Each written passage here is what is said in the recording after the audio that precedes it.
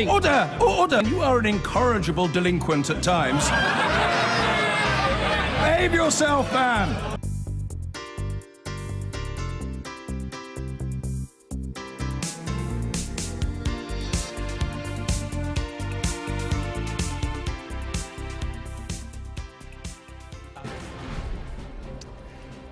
This is Sunrise, live from Moscow as military strikes are launched against Syria.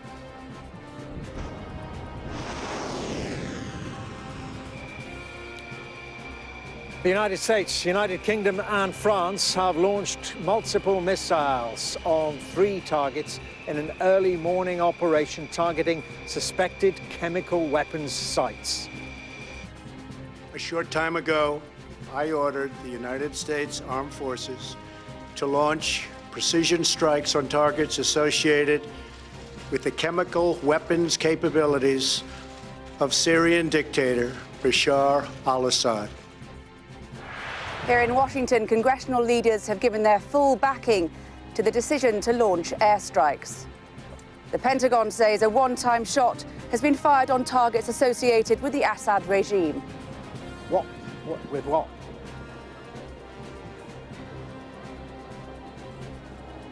Well, there were coordinated strikes on Syria overnight. We'll have all the latest on that. We cannot allow the use of chemical weapons to become normalised within Syria, on the streets of the UK, or anywhere else in our world. Well, Theresa May is due to hold a news conference live from Downing Street within the next few minutes. We'll have that for you. France joined the US and UK in launching the strikes. Here in Paris, President Macron says a debate about the country's military involvement will take place in Parliament.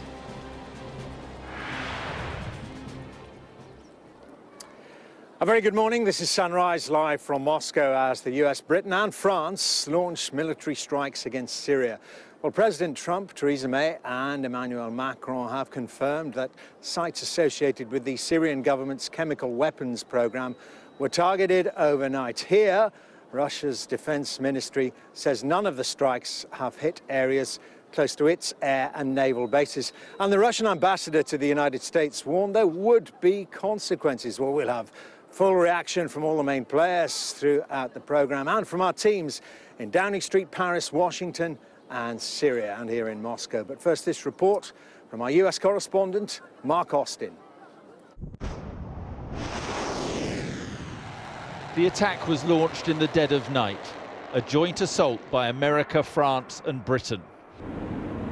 4 RAF Tornado bombers taking off from Akrotiri in Cyprus on a mission to punish the Syrian regime for its use of chemical weapons. President Trump announced the airstrikes in a mid-evening address to the nation. My fellow Americans, a short time ago, I ordered the United States Armed Forces to launch precision strikes on targets associated with the chemical weapons capabilities of Syrian dictator Bashar al-Assad. A combined operation with the armed forces of France and the United Kingdom is now underway. And there was a strong warning to the countries propping up the Assad regime, Russia and Iran. I also have a message tonight for the 2 governments most responsible for supporting, equipping, and financing the criminal Assad regime. To Iran and to Russia, I ask, what kind of a nation wants to be associated with the mass murder of innocent men, women, and children? The nations of the world can be judged by the friends they keep. No nation can succeed in the long run by promoting rogue states, brutal tyrants, and murderous dictators. The night sky over Syria was lit up by anti-aircraft fire, but there were no reported Allied losses. At the Pentagon, the American Defense Secretary, James Mattis, said the targets were exclusively chemical weapon facilities.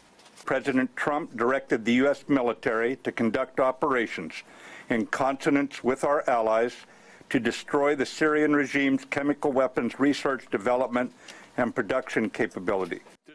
The chairman of the Joint Chiefs of Staff, Joseph Dunsford, was more specific about the chosen targets. The first target was a scientific research center located in the greater Damascus area. This military facility was a Syrian center for the research, development, production, and testing of chemical and biological warfare technology. The second target was a chemical weapons storage facility west of Homs. The British Tornadoes returned safely to Cyprus. The strikes were carefully coordinated with the US and France. Theresa May had this to say. This evening, I have authorised British armed forces to conduct coordinated and targeted strikes to degrade the Syrian regime's chemical weapons capability and deter their use. We are acting together with our American and French allies, so there is no practicable alternative to the use of force to degrade and deter the use of chemical weapons by the Syrian regime. French jets were also in action, the French president playing a leading role in pushing for these strikes. He had said last year that the use of chemical weapons in Syria would be his red line. The Russians, who apparently did not fire on missiles or aircraft, issued a statement through their ambassador in the United States. A pre-designed scenario is being implemented, he said. Again, we are being threatened. We warned that such actions will not be left without consequences. All responsibility for them rests with Washington, London and Paris. The White House says it believes sarin and chlorine were both used in the attack in Douma last weekend. They hope the airstrikes mean such scenes will never be witnessed in Syria again. If they are, then the Americans say more attacks will follow. Whatever happens, it is all but certain that the misery of a brutal civil war is not over yet. Mark Austin, Sky News, in Washington. Well, of course, naturally, the Syrian government is keen to show this morning that the airstrikes have had very little effect on their country or their president. These pictures we received have just been released of President Bashar al-Assad arriving at his office. Meanwhile, hundreds of Syrians have been protesting at squares in the capital of Damascus. Some groups waved victory signs, FIFA victory signs, and Syrian flags in defiance following those airstrikes by the United States, France and Britain. And indeed, Syria claims to have shot down some. Well, in actual fact, they claim a large number of the missiles. Theresa May is speaking now. Tonight, British, French and American armed forces conducted coordinated and targeted strikes to degrade the Syrian regime's chemical weapons capability and deter their use. For the UK's part, 4 RAF Tornado GR4s launched Storm Shadow missiles at a military facility some 15 miles west of Homs, where the regime is assessed to keep chemical weapons in breach of Syria's obligations under the Chemical Weapons Convention. While the full assessment of the strike is ongoing, we are confident of its success. Let me set out why we have taken this action. Last Saturday, up to 75 people, including young children, were killed in a despicable and barbaric attack in Douma, with as many as 500 further casualties. We have worked with our allies to establish what happened, and all the indications are that this was a chemical weapons attack. We have seen the harrowing images of men, women and children lying dead with foam in their mouths. These were innocent families who, at the time this chemical weapon was unleashed, were seeking shelter underground in basements. First-hand accounts from NGOs and aid workers have detailed the most horrific suffering, including burns to the eyes, suffocation and skin discoloration, with a chlorine-like odour surrounding the victims. And the World Health Organization has received reports that hundreds of patients arrived at Syrian health facilities on Saturday night with signs and symptoms consistent with exposure to toxic chemicals. We are also clear about who was responsible for this atrocity. A significant body of information, including intelligence, indicates the Syrian regime is responsible for this latest attack. I cannot tell you everything, but let me give an example of some of the evidence that leads us to this conclusion. Open source accounts allege that a barrel bomb was used to deliver the chemicals. Multiple open source reports claim that a regime helicopter was observed above the city of Douma on the evening of the 7th of April. The opposition does not operate helicopters or use barrel bombs. And reliable intelligence indicates that Syrian military officials coordinated what appears to be the use of chlorine in Douma on the 7th of April. No other group could have carried out this attack. Indeed, Daesh, for example, does not even have a presence in Douma. And the fact of this attack should surprise no one. We know that the Syrian regime has an utterly abhorrent record of using chemical weapons against its own people. On the 21st of August 2013, over 800 people were killed and thousands more injured in a chemical attack also in Ghouta. There were 14 further smaller-scale chemicals attacks prior to that summer. At Khan Sheikhoun on the 4th of April last year, the Syrian regime used sarin against its people, killing around 100 with a further 500 casualties. And based on the regime's persistent pattern of behaviour and the cumulative analysis of specific incidents, we judge it highly likely both that the Syrian regime has continued to use chemical weapons since then and will continue to do so. This must be stopped. We have sought to do so using every possible diplomatic channel, but our efforts have been repeatedly thwarted, both on the ground and in the United Nations. Following the sarin attack in eastern Damascus back in August 2013, the Syrian regime committed to dismantle its chemical weapon programme, and Russia promised to ensure that Syria did this, overseen by the Organisation for the Prohibition of Chemical Weapons.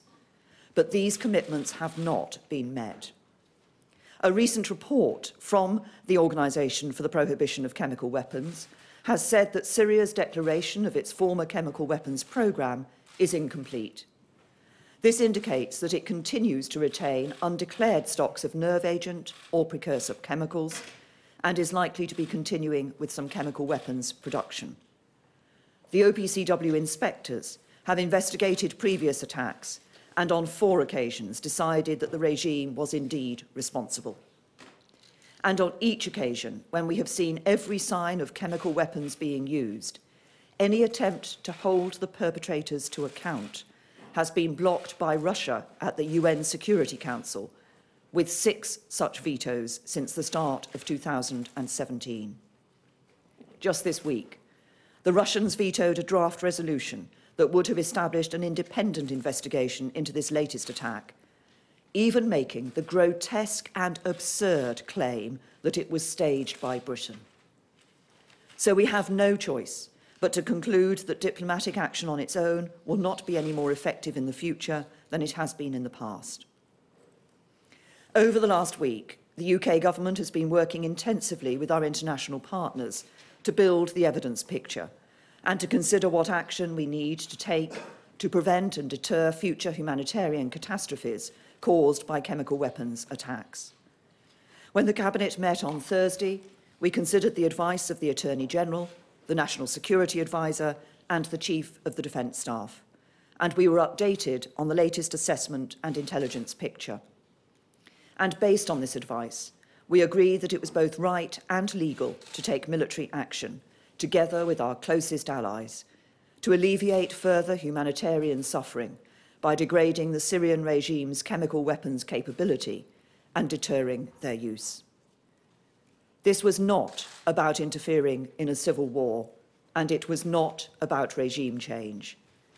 As I discussed with President Trump and President Macron, it was a limited, targeted and effective strike with clear boundaries that expressly sought to avoid escalation and did everything possible to prevent civilian casualties.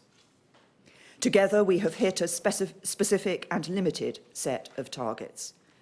They were a chemical weapons storage and production facility, a key chemical weapons research centre, and a military bunker involved in chemical weapons attacks. Hitting these targets with the force that we have deployed will significantly degrade the Syrian regime's ability to research, develop and deploy chemical weapons. A year ago, after the atrocity at Khan Sheikhoun, the US conducted a strike on the airfield from which the attack took place. But Assad and his regime hasn't stopped their use of chemical weapons. So last night's strikes by the US, UK and France were significantly larger than the US action a year ago and specifically designed to have a greater impact on the regime's capability and willingness to use chemical weapons. And this collective action sends a clear message that the international community will not stand by and tolerate the use of chemical weapons. I also want to be clear that this military action to deter the use of chemical weapons does not stand alone. We must remain committed to resolving the conflict at large. The best hope for the Syrian people remains a political solution. We need all partners, especially the regime and its backers, to enable humanitarian access to those in desperate need, and the UK will continue to strive for both. But these strikes are about deterring the barbaric use of chemical weapons in Syria and beyond.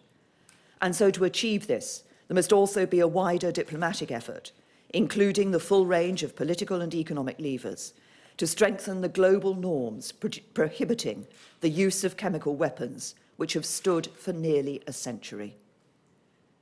Although of a much lower order of magnitude, the use of a nerve agent on the streets of the UK in recent weeks is part of a pattern of disregard for these norms. So while this action is specifically about deterring the Syrian regime, it will also send a clear signal to anyone else who believes they can use chemical weapons with impunity. There is no graver decision for a Prime Minister than to commit our forces to combat. And this is the first time that I have had to do so. As always, they have served our country with the greatest professionalism and bravery, and we owe them a huge debt of gratitude. We would have preferred an alternative path, but on this occasion there is none. We cannot allow the use of chemical weapons to become normalised, either within Syria, on the streets of the UK or elsewhere. We must reinstate the global consensus that chemical weapons cannot be used. This action is absolutely in Britain's national interest. The lesson of history is that when the global rules and standards that keep us safe come under threat, we must take a stand and defend them. That is what our country has always done, and that is what we will continue to do. I'll take a number of questions. Let me start with Laura. Thank you, Prime Minister. Laura Kunsberg, BBC News. Your logic is that chemical attacks must not go unpunished. Will you do the same again if President Assad does the same again, as you have suggested he has? And do you feel you have the public's consent, given that you have not even consulted MPs in Parliament? As I said in my statement, the purpose of the action that took place last night was to degrade and deter the capability and willingness of the Syrian regime to use chemical weapons. As I also said, obviously a full assessment has not yet been completed, but we believe that the action was successful. But the Syrian regime should be under no doubt of our resolve in relation to this matter of the use of chemical weapons. And I have taken this decision because I believe it is the right thing to do. I believe it is in our national interest, but I believe it is also important for the international community to be very clear about this issue, that we have seen people appearing to think that they can use chemical weapons with impunity. And we must restore the position of that, as I said, has existed for nearly a century, that the use of chemical weapons is illegal, it is banned, and we cannot accept it. Tim?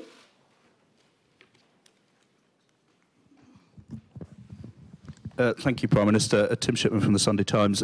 You were hinting towards the end of your statement there about possible further wider action against supporters of the regime. Can you explain why you haven't yet taken action against Russian money in London in the same way that the United States has?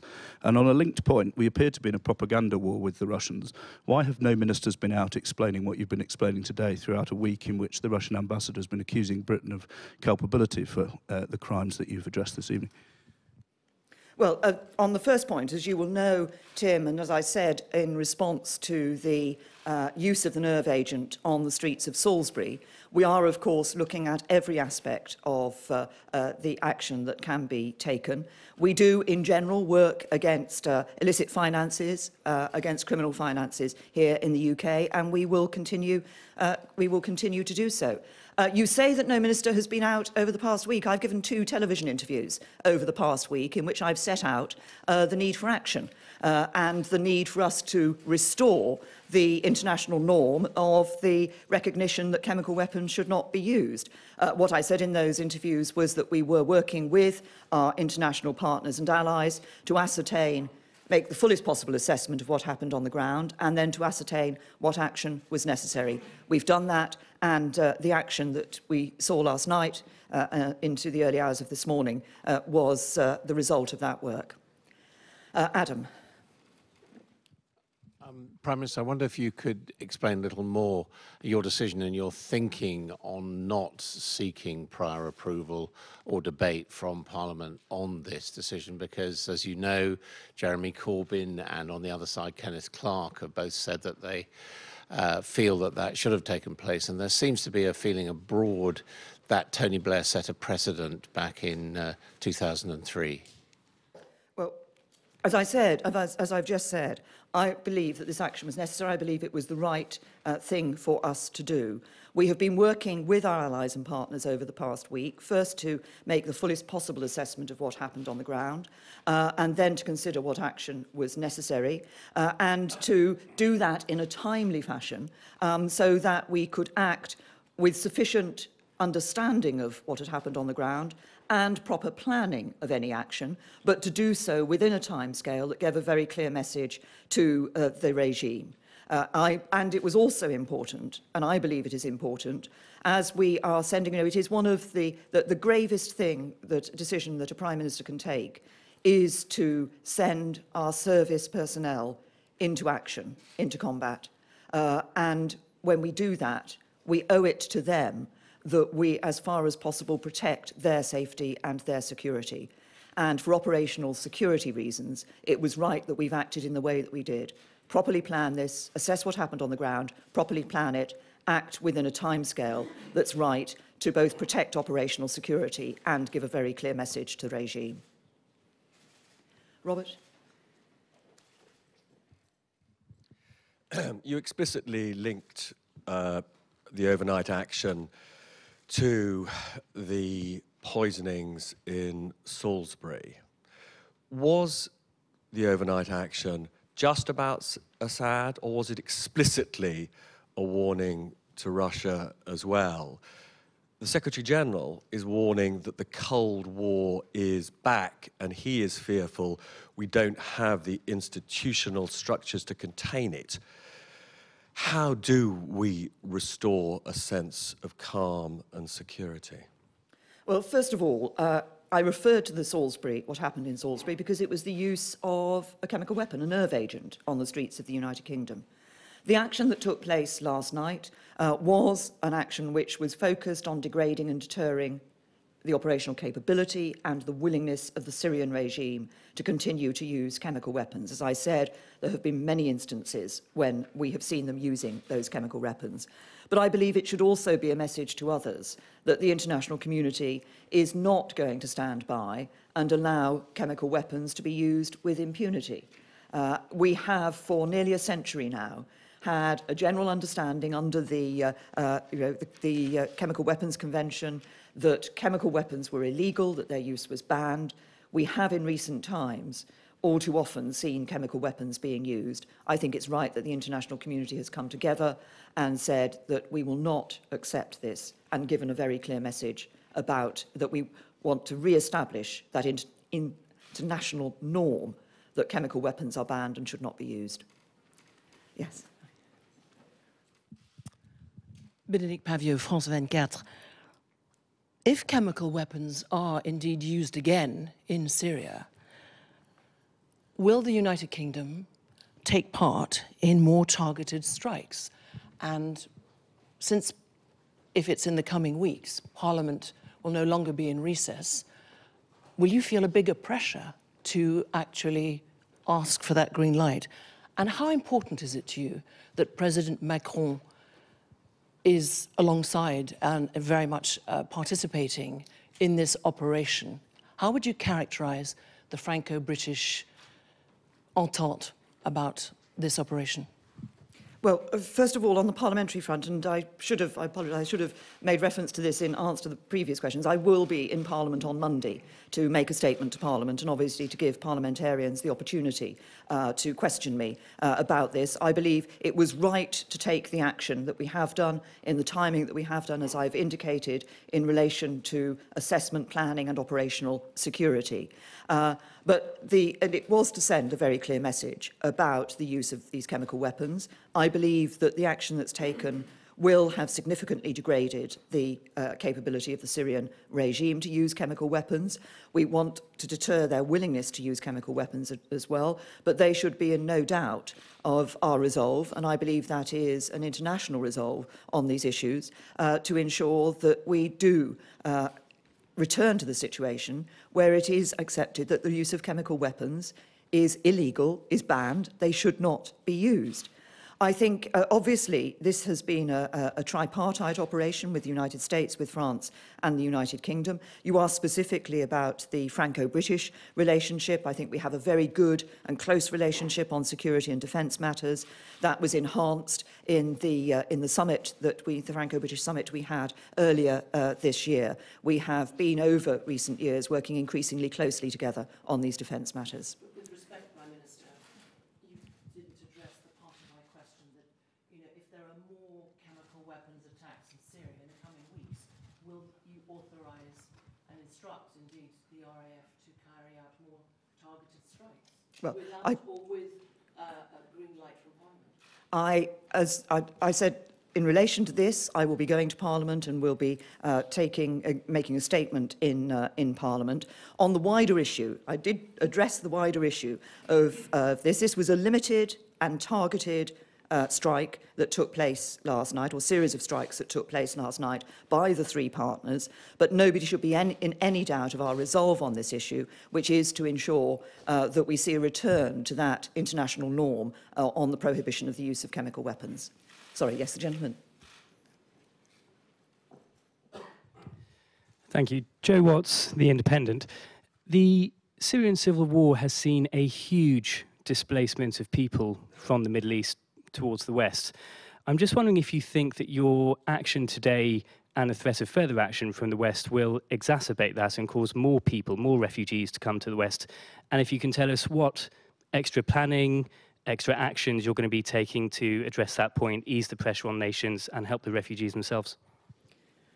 Well, you're right to say that, of course, as a result of what has been taking place in Syria over the last few years, 7 years or so, we have seen a large number of people displaced within Syria and obviously a large number of refugees from Syria being displaced both to countries in the region and further afield. And, of course, we have been receiving a number of Syrian refugees here in the UK ourselves.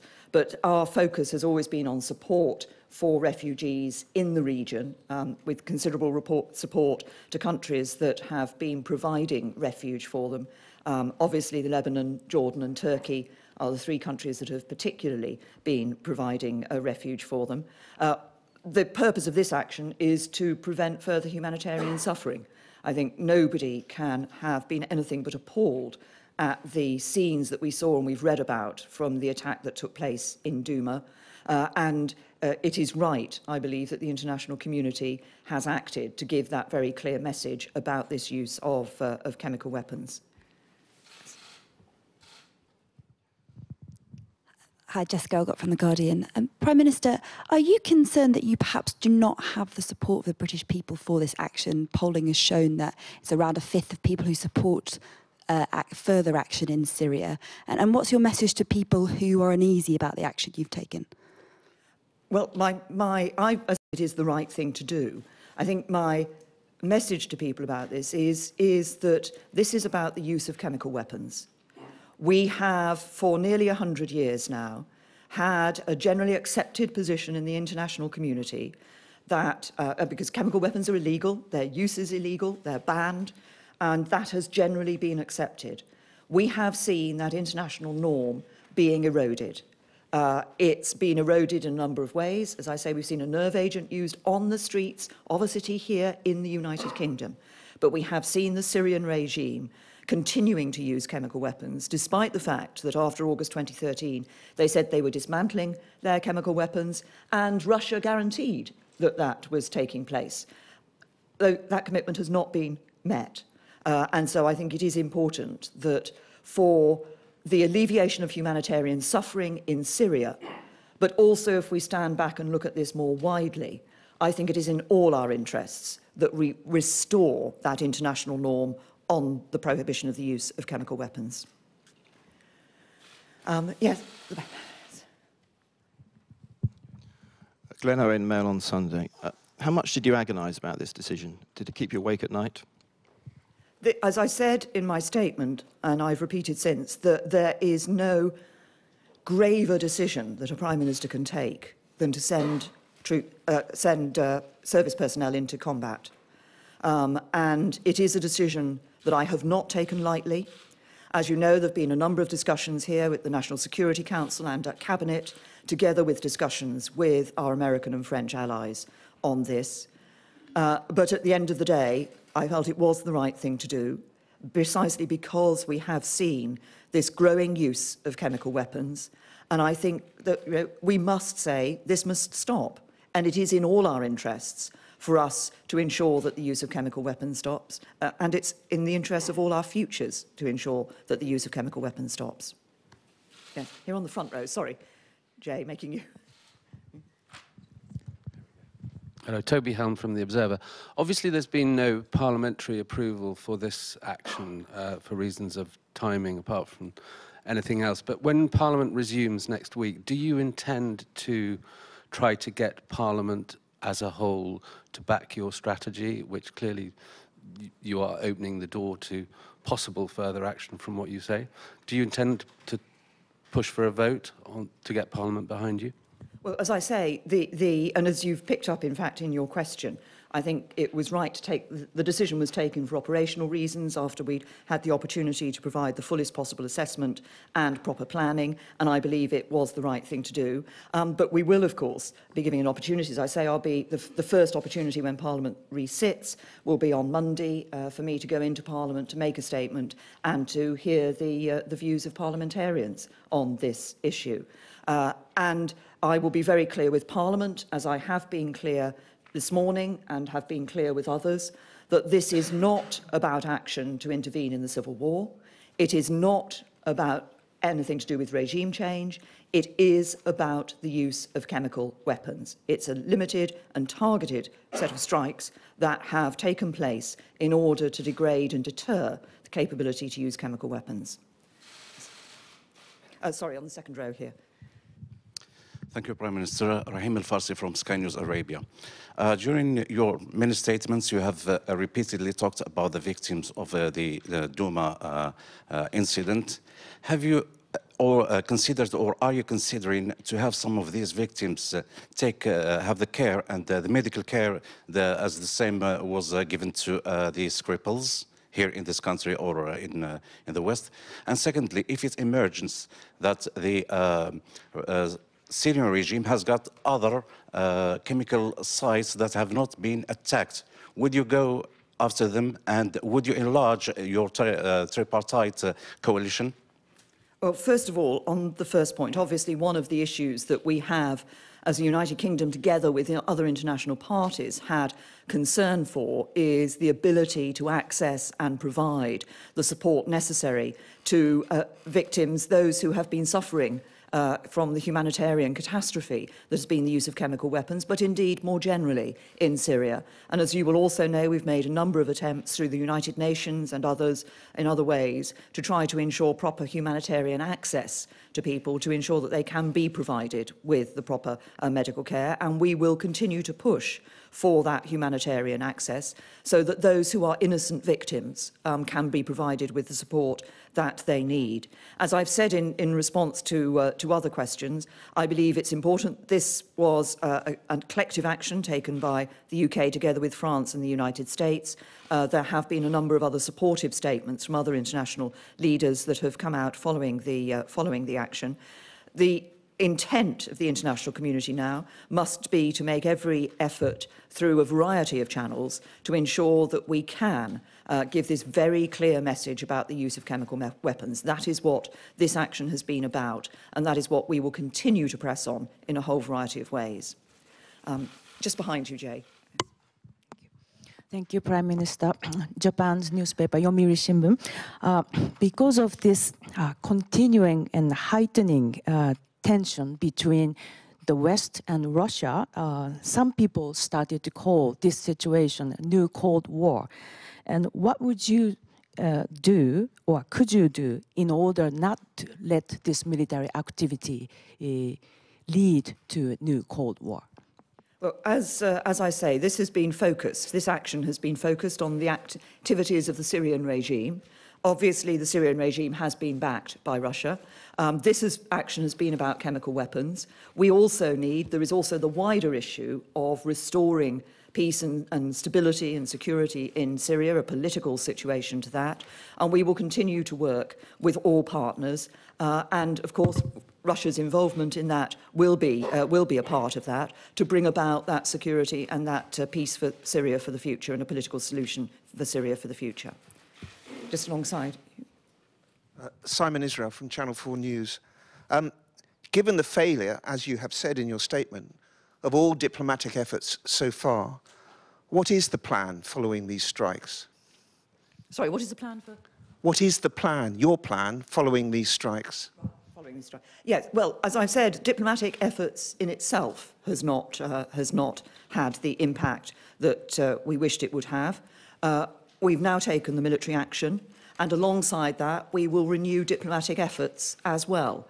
And some of those obviously will continue to be through the United Nations to press for proper investigatory capability, opportunities for proper investigation and the holding to account of those who use these chemical weapons. As I said, the aim of this is to degrade operational capability of the Syrian regime and to deter their willingness to use chemical weapons. But there is the wider issue of overall the message for the international community about the use of chemical weapons, and we will continue to pursue that through the United Nations and through other fora. Alongside. Thank you. Ed Malnick from The Telegraph. Were there any communications with the Russian government or military about possible military action before it was taken? This is not something that the United Kingdom has been involved in. As you'll be aware, this is a complicated picture in terms of operations that take place in Syria. Full and proper planning was put in place before these strikes were undertaken to ensure that we could mitigate and minimise the impact on civilians and ensure that these strikes were absolutely targeted at their aim, which was the chemical weapons capability of the Syrian regime. Here. Thank you. Nina from the Press Association. What would you say to Britons and indeed others who may now fear reprisals in the wake of the attacks? We have, of course, taken steps to ensure that we are providing support and have looked at those Britons who are overseas who may be concerned about such attacks. And the Foreign Office, of course, is providing advice to people as it would do in these circumstances. That's here. Katrin Karlweit, Süddeutsche Zeitung. Prime Minister, OPCW was on the way of going into Duma today. Why not wait 1 or 2 days in order to get a formal proof for the reproaches that there have been used chemical weapons, especially since the Russians are at the moment very carefully framing information that there are no proofs and that Great Britain is lying? Well, first of all, we have made every effort over the past week to assess what has happened on the ground. We have, as I've indicated in my statement, I've given a number of examples of the factors that were present that have led us to believe not just that this was a chemical weapons attack, but that it was a weapons attack at the hands of the Syrian regime. And this is not the only attack that has taken place. And the reason for our action isn't simply about what happened in Duma, it's about a wider pattern of the use of chemical weapons. The OPCW has on 4 previous occasions investigated and identified the Syrian regime's use of chemical weapons. And I think it was important that at the point at which we had the information that showed us that all the indications were that this was a chemical weapons attack at the hands of the Syrian regime. The planning had been put in place, that we took the action that was necessary. Right over there. Thank you. Elodie Goulesque, CNews French TV. Given that chemical attacks happened before in Syria, and the UK didn't take such measures as yesterday, do you think your decision last night about Syria would have been the same if the Salisbury attack didn't happen? We looked at this very much in terms of what had happened in Syria and the continued use of chemical weapons in Syria. After Khan Sheikhoun, the United States chose to act and act alone in relation to those attacks. I believe it was right on this occasion that there was a wider collective action that took place, which showed the strength of the action that was being taken. It was significantly greater action than was taken after Khan Sheikhoun, but also showed that strength of that international community's response. We've been concerned for some time about the use of chemical weapons in Syria, and the evidence that has been gathered about that continued use of chemical weapons was such that we felt it was right to participate on this occasion. I've just got 3 more here, so at the back there.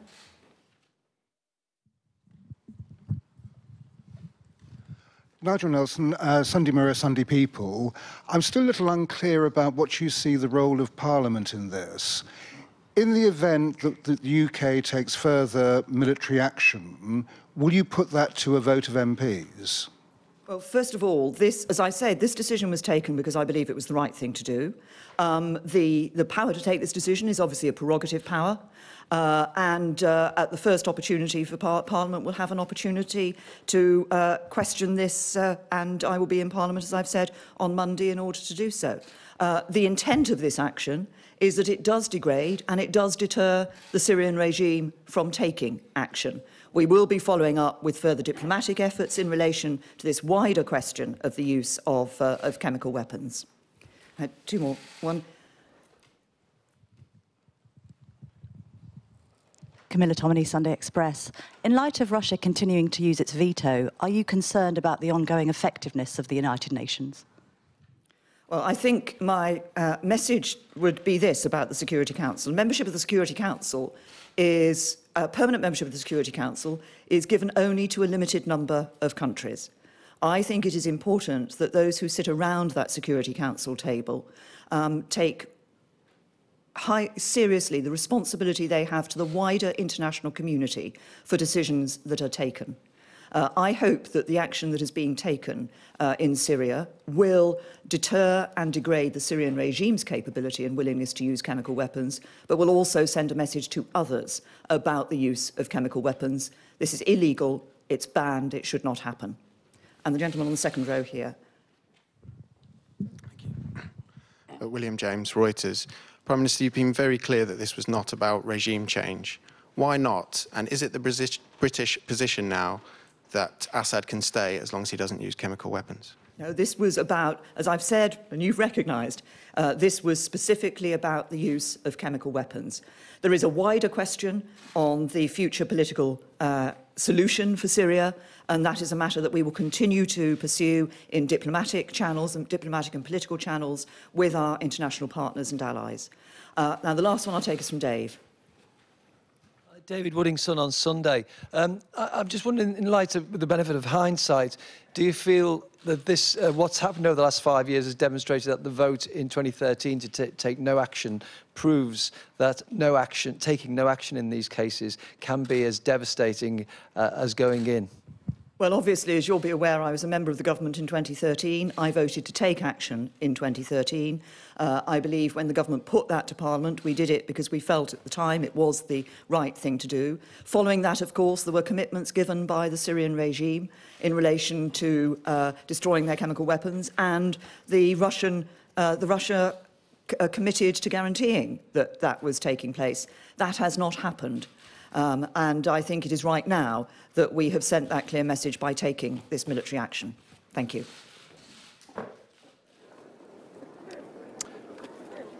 Theresa May there talking for about 40 minutes or so, and as you heard at the end there saying, sending a clear message to those who use chemical weapons, and taking during the course of that a bit of a sideswipe at Russia, where I am by saying that applies to any nations that use chemical weapons, of course in reference there to the Salisbury incident. She also talked about not getting involved in a civil war, not being about regime change. It was a limited and targeted action aiming to deter the use of chemical weapons and to alleviate further human suffering. I want to talk about that in the entire statement with our political correspondent, Laura Bundock. So, Laura, a lot of questions then from the press, and in particular about whether this was it. This was a one-off. Should Assad use chemical weapons again, will the same thing happen?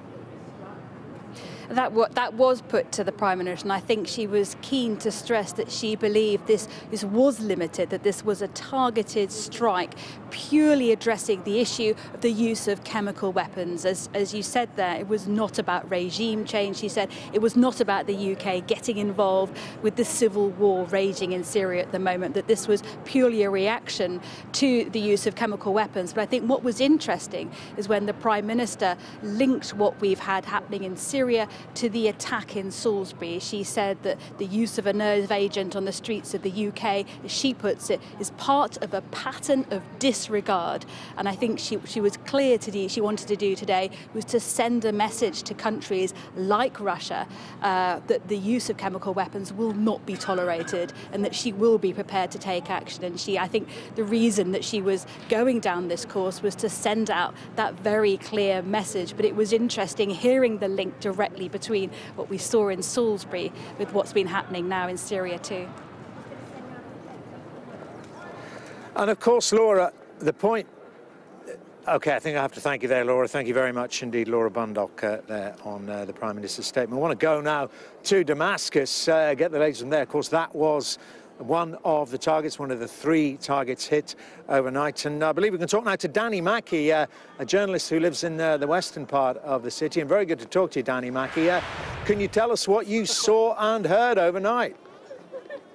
Well, it's been a very long and interesting evening, to be honest. So at around 4:30 in the early hours of the morning, a series of strikes took place in Damascus, which woke me in this neighborhood and this entire capital city up.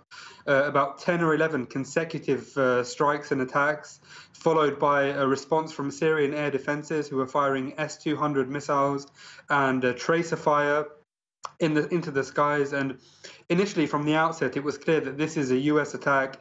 These are not like the typical sounds of war you hear in Damascus, and this is something far bigger. And it turned out to be US, French, and UK-led assault, to be honest. And the 3 military sites have been struck in particular. The first of them is a research facility called in Berzeh in East Damascus.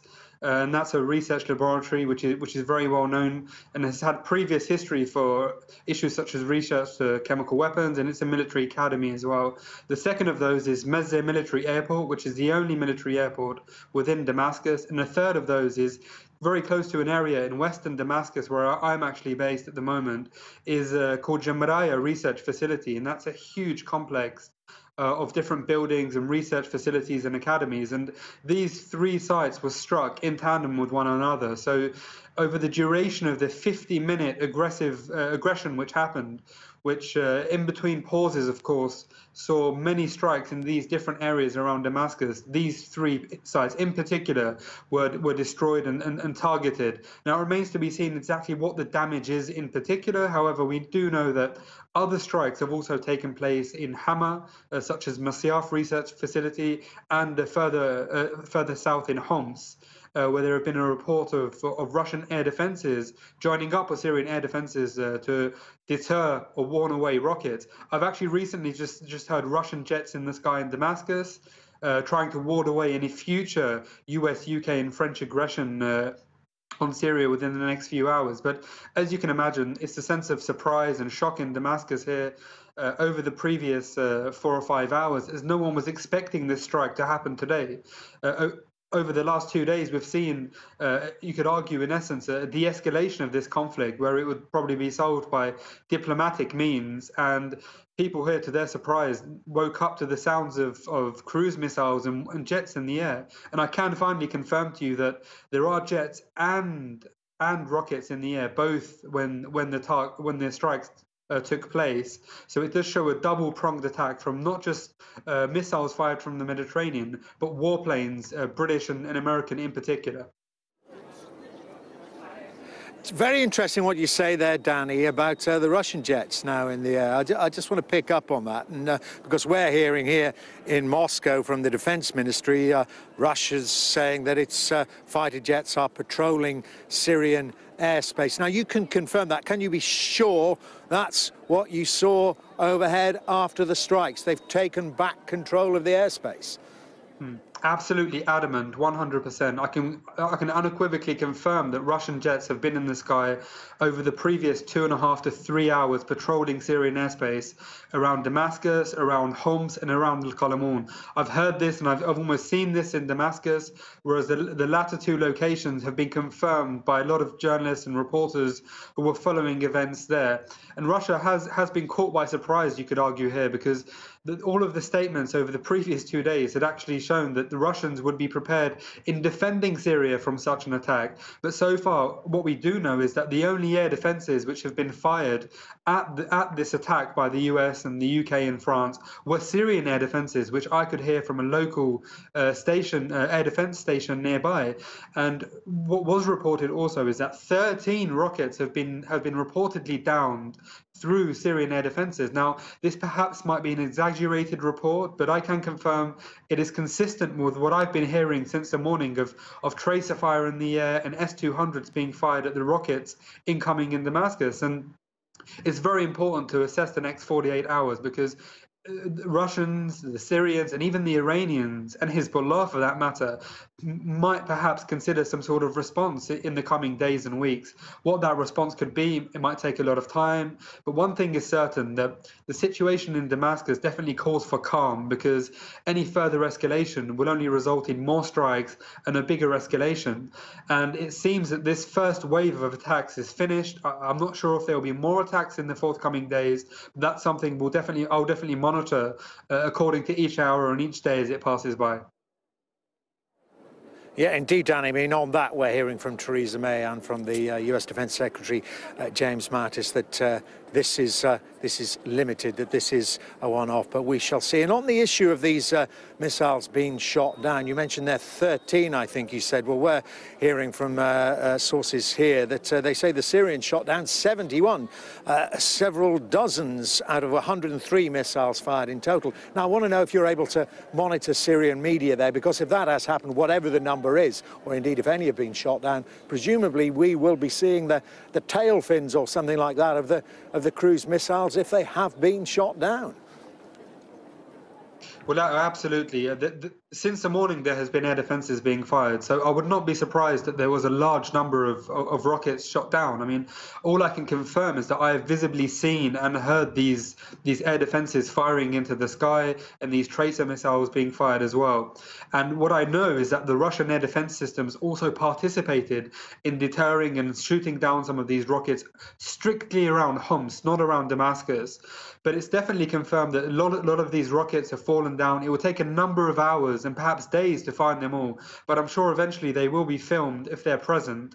Now, I'm not sure about the number of over 70, that's still yet to be confirmed, but according to sources which I have, the initial number was 13. That would have considerably risen over the previous couple of hours, and that's set to increase as we go along. There's been a lot of jubilation in areas of Damascus after the initial shock due to these air defenses shooting down a number of rockets, and there's been rallies and protests against the US aggression held in central squares in Damascus from this morning, as I've seen on state media and from reporters there on the ground. But one thing is known, that the Syrian air defenses have improved technically in capabilities since the Israeli attacks. If you can remember that an F-16 jet was shot down, an F-15 was damaged. So throughout the previous 3 to 4 months, Syrian air defenses have improved slightly, and that may be as a result of intense coordination and working with the Russians in that regard. All right. Danny, thanks very much indeed. Sorry to cut you off. Danny Mackie there in Damascus, because I just want to check in with our correspondent, Stuart Ramsey. He's in Kobani in Kurdish-controlled territory there in Syria. And Stuart, what reaction there? I suppose the Kurds are more concerned, first and foremost, by the Turks. Yeah, they're much more concerned about the Turkish-backed militias, which are actually just about an hour down the road behind me. We were there a day or so ago. The actual front line is no more than 200 metres apart. And I think one of the interesting things here is that they don't want the American Special Forces and the coalition aircraft that protect them to lose sight of what's going on in protecting their own positions. They've been used, of course, in fighting Islamic State, and in a way that's what the Americans have really been doing. But what we are seeing now with what has happened in Damascus and Homs is going back to the old war, the one that started in 2011. And as your previous contributor was saying, there is a real danger of this escalating with a potential attack on a Russian area and them attacking back. That's the big concern, that it escalates. I suspect they're trying to coordinate it. But as it stands right now, very tense, I suppose, in Syria, and I hope perhaps that it calms down. OK, excuse me. OK, Stuart, thank you very much indeed. Much more on these overnight attacks. 3 targets struck in Syria. Hearing of a response from the Syrians. Much more coming up. Very sorry. Launched precision strikes against Assad regime targets associated with the use of chemical weapons in Syria. We launched these strikes to cripple Syria's ability to use chemical weapons in the future. We were joined by the United Kingdom and France, who demonstrated solidarity in addressing these atrocities. Americans are united in condemning Syria's inexcusable use would tolerate. We are encouraged by the support we received from the senators and congressmen on both sides of the aisle. We are also extremely proud of the United States service members who carried out this operation last night. They demonstrated unwavering courage and commitment in their defense of the American people and the values and ideals our nation represents. This operation was carefully orchestrated and methodically planned to minimize potential collateral damage.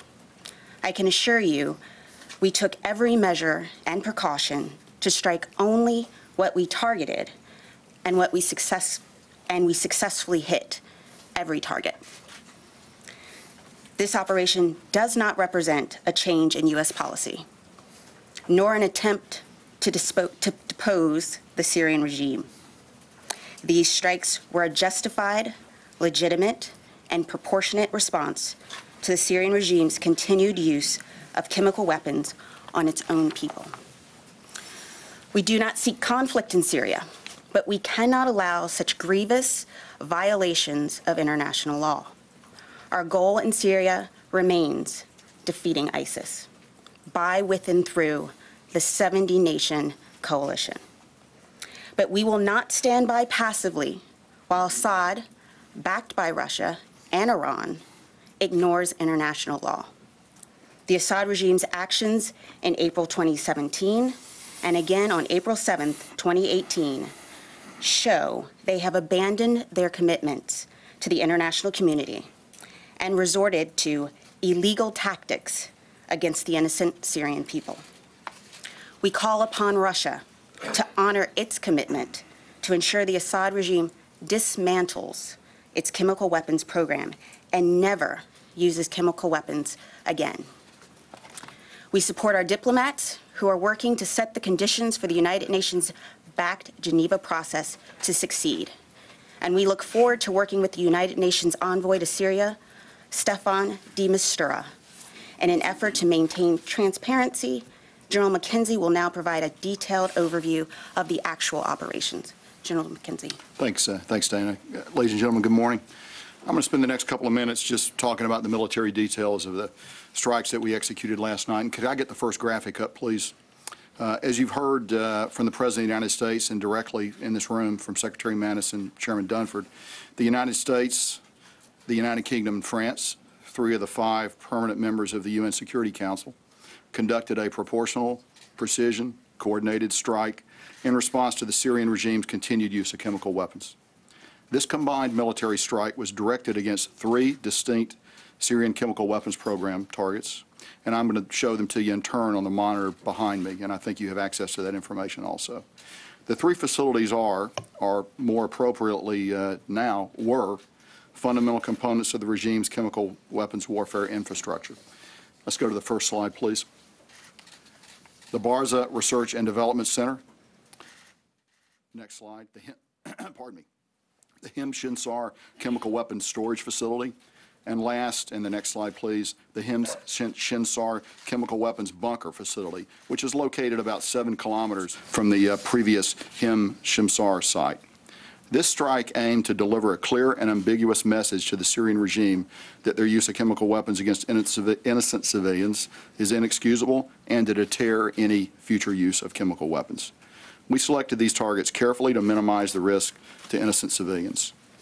We're still conducting a more detailed damage assessment, but initial indications are that we accomplished our military objectives without material interference from Syria. I'd use 3 words to describe this operation: precise, overwhelming, and effective. Let's go back to the first Barza slide, please.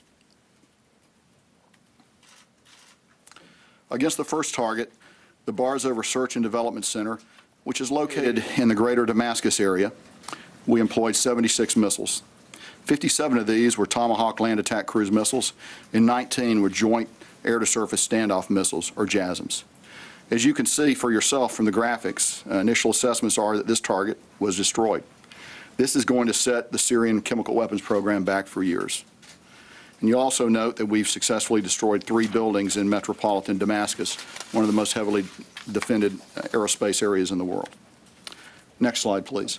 Against the second target, the Him Shinsar Chemical Weapons Storage Facility, which is located in Syria just west of Homs, 22 weapons were employed: 9 U.S. TLAMs, 8 Storm Shadow missiles, 3 naval cruise missiles, and 2 Scalp land attack cruise missiles. So this target was attacked by all coalition forces. Our Tomahawks, the British Storm Shadow, and then the French missiles went against it as well. Against the third target, next slide, the Him Shinsar Chemical Weapons Bunker Facility, we deployed 7 Scalp missiles. Again, the initial assessment is that this bunker facility was successfully hit. I'd now just like to talk a bit about the specific platforms that were part of this strike. And let's go back to the first slide, please. The missiles that I've just described were delivered from British, French, and U.S. air and naval platforms in the Red Sea, the Northern Arabian Gulf, and the Eastern Mediterranean. All weapons hit their targets at very close to the designated time on target of about 4 a.m. in Syria, which of course is 9 o'clock here on the East Coast. I'm going to give you a little more details now about the platforms. First, in the Red Sea, the Ticonderoga-class cruiser Monterey fired 30 Tomahawk land attack cruise missiles, and the Arleigh Burke-class destroyer Laboon fired 7 Tomahawks. In the North Arabian Gulf, the Burke-class destroyer Higgins fired 23 Tomahawks. In the Eastern Mediterranean, the French frigate Languedoc fired 3 missiles of their naval version of the SCAP missile. Also in the Mediterranean, the Virginia-class submarine John Warner fired 6 Tomahawk missiles. In the air, 2 B-1 Lancer bombers fired 19 joint air-to-surface standoff missiles. In addition, our British allies flew a combination of tornadoes and typhoons and launched 8 Storm Shadow missiles. Our French allies flew a combination of Rafales and Mirages and launched 9 Scalp missiles. Taken together, and as you can see from the graphic behind me, these attacks on multiple axes were able to overwhelm the Syrian air defense system. It's also important to note that we flew a variety of defensive counter-air, tanker, and electronic warfare aircraft in support of these operations. None of our aircraft or missiles involved in this operation were successfully engaged by Syrian air defenses, and we have no indication that Russian air defense systems were employed. We are confident that all of our missiles reached their targets. At the end of the strike mission, all our aircraft safely returned to their bases. We assessed that over 40 surface-to-air missiles were employed by the Syrian regime. Most of these launches occurred after the last impact of our strike was over. It is likely that the regime shot many of these missiles on a ballistic trajectory. I mean by that, without guidance. And we assessed that the defensive efforts of Syria were largely ineffective and clearly increased risk to their own people based on this indiscriminate response. When you shoot iron into the air without guidance, it's going to come down somewhere.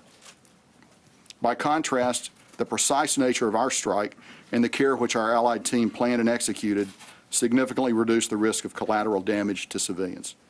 In summary, in a powerful show of Allied unity, we deployed 105 weapons against 3 targets that will significantly impact the Syrian regime's ability to develop, deploy, and use chemical weapons in the future.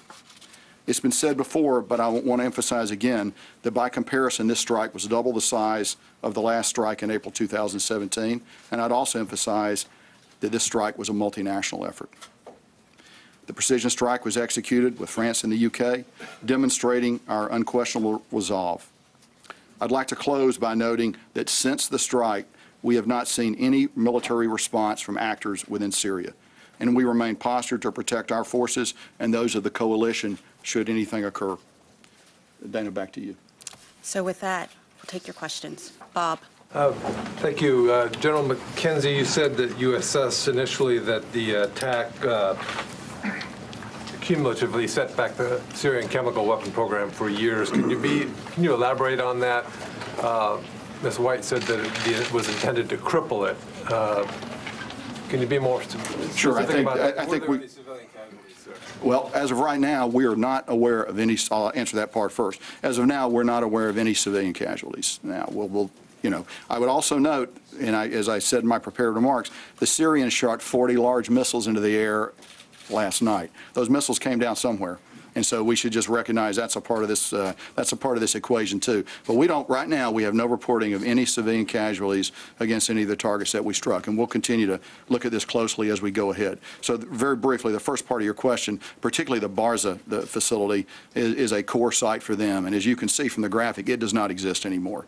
And we believe they've lost a lot of equipment, they've lost a lot of material, and it's going to have a significant effect on them. So I think the words cripple and degrade are good, accurate words. Tom. Secretary Mattis said last night he was pretty convinced that chlorine was used. He's still waiting on sarin. He also said he was confident that the Syrian regime mounted these chemical attacks. What evidence do you have of both, of chlorine and of the Syrian attack? And also the OPCW is on the ground now. They're collecting information on that. We are still assessing, but as the Secretary said last night, he is confident of the evidence that we already had, and which is why he recommended the strikes last night. But we are still assessing and getting details, and we can provide more details once we have them. Well, can you give us a sense of what evidence you do have? There's various intel, and I won't speak to that. But when we have more evidence and more details, I will come back to you, Tom. Barbara. For both of you. First, General McKenzie, could you speak about, in Barza and these other facilities, are you convinced there were chemical agents inside at the time of the strike? How did you mitigate not having a dispersal of a chemical agent cloud? And Dana, yesterday the President talked about the possibility of a sustained response. And the Secretary last night spoke about this being a single strike at this time. Could you help people understand, is there a difference there? What are they both talking about? But for both of you, please. Sure, I'll start, Barbara. So as we look at each of these targets, we have a variety of sophisticated models, plume analysis, other things to calculate the possible effects of chemical or nerve agent being in there. In relation to the Barza target, yes, we assessed that there were probably some chemical and nerve agents in that target. However, we believe that by the way we attacked it, the attack profile that we used, the way our weaponeers looked at it, we were able to minimize that. And so I just leave it at that. You'll be able to judge over the next few hours the results of that, but we believe that we successfully mitigated against the fact that there are illegal and unauthorized weapons at these sites. Just to interrupt very briefly, are you doing any post-attack air sampling to see if there was any dispersal? We look at the target through a variety of means. And with respect to his comments, I think the operative word is, the words were "at this time." What happens going forward has everything to do with the Assad regime. We sent a very clear message last night, and we hope that he heard it. Joe. General Mackenzie, have you had any contacts with the Russians through the deconfliction lines in the aftermath of these operations, or are you planning to have such contacts in the next few hours? As you know, the deconfliction channel, which we use between we and the Russians, has operated frequently over the past few months. It continued to operate frequently leading up to this strike and in a routine basis after the strike. Hans. General Mackenzie, the 3 targets that you struck, were those manufacturing or researching chlorine or sarin? A little of both, and particularly in the Marza target, but there's a little of both. And did any of these facilities have any other non-military application? No, they're essentially, this is what they do principally. There may be other activities that are carried on there, but this is the core activity associated with these sites. Phil. You said that none of the Russian air defenses were not turned on. How do you explain that? Was there an agreement? I'm sorry, I didn't say the Russian air defenses were not turned on. I said they weren't employed. They weren't employed, I'm sorry. Was there an agreement with the Russians that they would not employ their air defenses? And then also, you said that the Syrian air defenses did not have any significant impact on the operations. Is that to say that there was no interception of any of these missiles that were fired? Sure. So we did no coordination, no agreements with the Russians before the strike. It's important to know that. We deconflict, we do nothing more than that. And I want to say that to the best of our ability to determine at this time, no Syrian weapon had any effect on anything that we did. Tara. Thank you. Dana, for you, last year when a similar type strike occurred, there was an assessment that it had degraded Syria's ability to generate chemical weapons, yet a couple of months later, the Pentagon thought that that specific airfield was right back at it. What assurances do you have now that you've significantly degraded Syria's ability to generate chemical weapons? And then for General Mackenzie, that slide appears that the B-1s were escorted by U.S. fighters. Could you tell us who escorted the B-1s and what type of surface-air missiles were shot out in the air, the 40? And then getting back to the Russian defenses, if their defenses weren't employed, were Russian radars at all employed? Were they painting any of the U.S. aircraft? So I'll take the first one. Last year, the focus was on the delivery. This time, the strikes went to the very heart of the enterprise, to the research, to development, to storage. So we are very confident that we have significantly crippled Assad's ability to produce these weapons. Could I follow up on that? Let me just answer. I got you. So the B-1s employed JASM, our Joint Standoff Missile. So that was the weapon that they used. B-1s were accompanied by U.S. fighters up to the launch and release point. There's a normal way you'd integrate an air package to provide protection to the bombers, just as the French and British aircraft were accompanied by their own fighters as part of an integrated package that provides defense for the shooters. Additionally, we positioned defensive counter-air around the theater, and in fact, that's still operational right now as we observe the potential Syrian response. Were the escorts Raptors? I don't know the answer to that question, but we'll get back to you. I just don't know that. David, go ahead. There were reports that these facilities, or reports today, that these facilities had been evacuated in the days prior to yesterday's strike. Do you have any indication, either of you, that that's the case? And wouldn't that, to some degree, degrade your assessment of the damage that's been done to the regime? Well, sure, the Syrian regime knows that we've been looking at these targets for a long time, so it's possible that some people might have left it. We also chose to strike it at 3 o'clock in the morning, 4 o'clock in the morning local time. So we weren't trying to kill a lot of people on the objective, so we were struck at a different time of the day. I believe, however, that there is material and equipment associated with each of these sites that was not movable, and that's the source of that's what really sets them back. And to go back to an earlier question, that's really the difference between striking an airfield and essentially a delivery platform and a research, development, and generation part of the facility. This is far more damaging to Syria. Michael. General McKenzie, were the 3 targets that were struck, does this represent the totality of Syria's known CW infrastructure, or were there CW structures that you didn't hit because of collateral damage concerns? Second, is chlorine the new red line because the administration monitored the use of chlorine for many months and didn't take any action, and it seems only to have taken action because a nerve agent appears to have been used. And the last weapons question, was the JASM used, an extended range JASM, or just the first generation JASM? So let me, in terms of the targeting, as we selected targets, obviously the Syrian chemical weapons system is larger than the 3 targets that we addressed tonight. However, these are the targets that presented the best opportunity to minimize collateral damage, to avoid killing innocent civilians, and yet to send a very strong message. We could have gone to other places and done other things, but we, in close coordination with our allies, decided these were the ones that best fit that criteria. So there's an element that is not part of the. There are other elements, and we'll continue to examine those as we go forward. So we did employ the JASM ER. And would you say you destroyed most of the infrastructure, 50%, 80%, or? You can look at the map. You can look particularly at the Barza site and make your own conclusions. I would say they had 3 buildings there and a parking deck, and now they don't. So I think that's probably the one that's easiest to see because it's a building structure. I think we dealt them a severe blow. There's some left, but we dealt them a severe blow. What about the prospective use of chlorine in the future? The administration didn't act in the event of previous uses of chlorine. Dana, will it act now? Is that a new red line?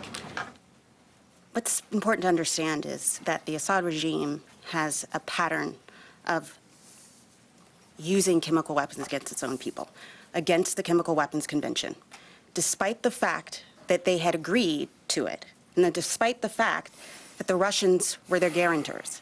So what happens next has everything to do with what the Assad regime decides to do. And it has everything to do with what the Russian government decides to enable as well. Stephanie? Thanks, Anna. Why does the administration, just talk a little bit about this, I know you guys have touched on this, but why does the administration feel these strikes are enough to deter the Assad regime from using chemical weapons again? I'll pass it to the general in a second. We were very methodical in making the decision about these sites, and it was a deliberate decision to go to the storage facilities, to go to the research and development facilities. That was the difference. We think by doing this was are confident that we've significantly degraded his ability to ever use chemical weapons again. One more. And what kind of response should the Assad regime expect from the U.S. if they were to use chemical weapons again? One, I think it's very important to remember that this represents 3 permanent members of the UN Security Council who did this. The UK and France are our oldest allies. This is about values. We did this because it's intolerable for any civilized nation to tolerate the use of chemical weapons. Thank you. Missy. Thank you. I just have one follow-up on Michael's question for you, General, and a question for you, Dana. General, can you just, to press you a little bit on the chemical weapons program, can you give us an idea of, should the American public understand that this is a minority of the existing chemical weapons programs? Is this more than half? Is there any way you can give us a better sense of the scale of what these 3 sites represented? Also for you, General, how long did the strike last? How many minutes, hours? And Dana, for you, can you just comment on, to put this a little bit in the context of the broader civil war? I know that the U.S. policy is not to get engaged in the civil war, and that the objective is to get to a negotiated settlement eventually. But we have this significant military response to chemical attacks that in this instance killed an estimated 45 people. At the same time, the Assad regime has continued to use conventional means to attack women and children, civilians repeatedly using barrel bombs and other means. Can you just talk about that? How should people understand the difference in the response to these more isolated chemical attacks and the ongoing conventional attacks by the Assad government on its own people? It is clear to everyone that the Syrian people have suffered for too long.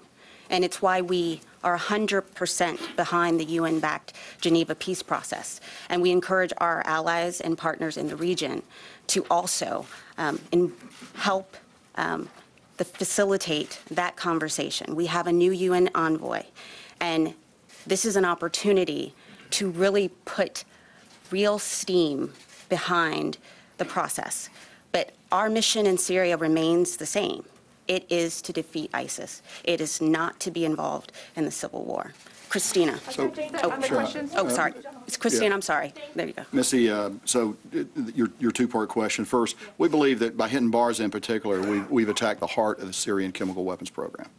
Now, I'm not saying that they're not going to be able to reconstitute it. And I'm not saying that it's going to continue. But this has dealt them a very serious blow. So I think that's the core of what I'm saying. Second point is, how long did the attack last? As you know, an operation like this has many, many elements. From a 0-400 time on target, which all our missiles impacted within a minute or two of that time, really several hours before you begin to launch tankers, you begin to launch intelligence aircraft, you begin to do a variety of things. Probably a couple hours before would be the period of maximum intensity for the mission. That's when you're beginning to spin and launch the TLAMs from the ships. That's when your other aircraft are beginning to get to the point where they're going to release their missiles. But the operation actually many hours before in order to just get set up. Christina. What would trigger another wave of coalition attacks? Are we talking another chemical weapons attack or retaliation? And do we expect any retaliation either from the regime, the Russians, or the Iranians? I can't speculate on what could happen, but what I will tell you is that we took action, and what happens next is the decision of Assad. And also, do we expect any kind of retaliation? So I can't speak to that, but I can tell you that we're ready for it. We're postured both in the region and globally. We're on the balls of our feet, and we're ready for anything. Tony. General, a couple questions. One, was this the least extensive of all the options that were crafted? Can you give us a feel for how many options were put together, and was this the one that would meet at the least amount of damage? So I would tell you that we can't comment on options we present to the president. That's a choice he makes, so I'm not going to be able to discuss that. I will tell you that of all the options, carefully looked at ways to minimize collateral damage. You balance always minimizing collateral damage against getting maximum effect. These are three targets that seem to hit the sweet spot and do that. What impact do that? What impact did the very public prelude to this attack have on military planning in terms of enveloping it in maybe a 21st century bodyguard of lies, in terms of deception on ship movements? What impact did it have on possibly launch accesses of the aircraft or ships used? We were all focused on the Donald Cook, and the Donald Cook wasn't used. Can you give some sense of that? Sure. If I could build on your bodyguard of lies comment, the truth is it had no effect on military planning. It had no effect on military planning. David. Yes. Okay. David Martin. I heard you say that the strike put more steam behind the Geneva peace process. How does this help bring peace to Syria? The UN, we have been very clear about the fact that we fully support the UN-backed Geneva process. Sochi has failed. Our focus remains defeating ISIS. It is not to get involved in the Syrian civil war. We call on all nations, and I think the demonstration of our allies, France and the UK, helping us, demonstrates that we are serious about the fact that chemical weapons use is intolerable, it's inexcusable, but we will remain committed to the 70-nation coalition to defeat ISIS. But how does preventing the use of chemical weapons affect the outcome of the Syrian civil war? It affects it by, again, demonstrating to the world that this is a heinous regime. This is a regime that murders its own people daily. We, yesterday, with the help of our allies, addressed the fact that they continue to use chemical weapons against their own people. We continue to hope and urge, and we're confident that the UN process will move forward. But our mission remains to defeat ISIS. There is still work to be done, and we will do it. Right here and right here. I'm going to ask 3 quick questions. First, were you ready yesterday to engage Russian targets in case Russia responded to that attack? Second, you keep talking about the current Syrian chemical program. Can you give us an idea about the size of this program in comparison to what the regime had before dismantling it? What is in percentage? And third, you're talking about evidence of chemical weapons attack. We haven't seen any evidence, really. That's what you're saying. However, there's an organization on the ground in Syria, the OPCW, and it will conduct an investigation. Why didn't you wait for that investigation to end? Well, let's remember that OPCW and others have been blocked from entering Ghouta and Douma. That's because of the Assad regime. We need to remember that everything that's happening with respect to the murder of these people, innocent people, is the responsibility of the Assad regime. So we were very confident about the evidence that we had. And it was clear. And the Secretary said yesterday, he was very confident about the intelligence as well as the evidence. And that's why we moved forward. The 2 other questions on Russia and the size of the Sure. chemical We have program. an active, effective deconfliction channel with Russia. It's been used months before this attack. It was used through this strike, and it's been used afterwards. And I'm not going to be able to comment on anything more specific on that. The size of the program, the current program that what the Syrian regime has now? Because you said, like, you made lots of assessment, you have a good idea, you have lots of targets. So in comparison to what the Assad regime I had would say before, there's still a residual element of the Syrian program that's out there. I believe that we took the heart of it out with the attacks that we accomplished last night. I'm not going to say that they're going to be unable to continue to conduct a chemical attack in the future. I suspect, however, they'll think long and hard about it based on the activities of last night. We have time for a couple more questions. Idris. Thanks, Dana. President Trump tweeted about an hour ago, mission accomplished, which, of course, historically has not borne out when the phrase has been used. And you're saying that if, you've left the option open for future strikes in case chemical weapons are used again. So could you sort of reconcile those 2 statements, mission accomplished and could be used in the future? And in terms of authorities, if there are other strikes, does Secretary have to go to President Trump, or has he been delegated the authority to carry them out as he sees fit? So to your first point, last night operations were very successful. We met our objectives. We hit the sites, the heart of the chem weapons program. So it was mission accomplished. Give me your second part. Second part is the authorities question. If there are future strikes, does the same process have to go where you go to the NSC and the PCC? What is the process now? As the Secretary said last night, the President has the authority under Article 2 to defend U.S. interests and national interests. And so I'm not going to speculate on anything that happens in the future, but this was a fully legitimate operation. Ryan. General McKenzie, did the chairman of the Joint Chiefs, General Dunford, did he communicate with General Gerasimov in the days or hours leading up to this strike? And then, in addition, do you assess that this has actually fundamentally changed the military balance of the Syrian civil war, or is the Assad regime maintaining its advantage? So I go back to some of the things I've already said about the deconfliction channel with the Russians. It's a multi-level, robust system of communication that we've employed for some time. I'm not going to be able to give you any more information on a particular conversation that the chairman may or may not have had. What was the second part of your question? Military balance of the civil war. Do these strikes fundamentally affect that, or is the Assad regime's apparent ascendancy remain? I think our strikes were targeted to send a message about the employment of chemical weapons, and I think they were successful achieving that military objective. Wait, well, I want to get someone who hasn't spoken, but way in the back here. Con. Channel 4 News. Thank you, Dana. Just following up on Idris's question, this question of mission accomplished. If the mission is to deter President Assad from producing, from spreading chemical weapons, isn't it actually impossible at this stage militarily to know whether that mission, as described, was accomplished? Last night's operations were successful. We met all of our objectives.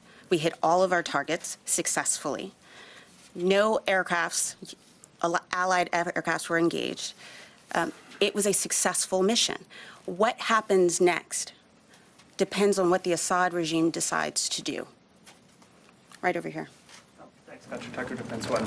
You said earlier that you didn't observe any material effects on forces during the strike. Can you describe any other effects, electromagnetic or cyber effects that were perhaps targeted towards coalition craft? And also, have you observed any activity around residual or remaining sites that you didn't strike that suggests perhaps an after-action plan to hide or use chemical weapons in some other way?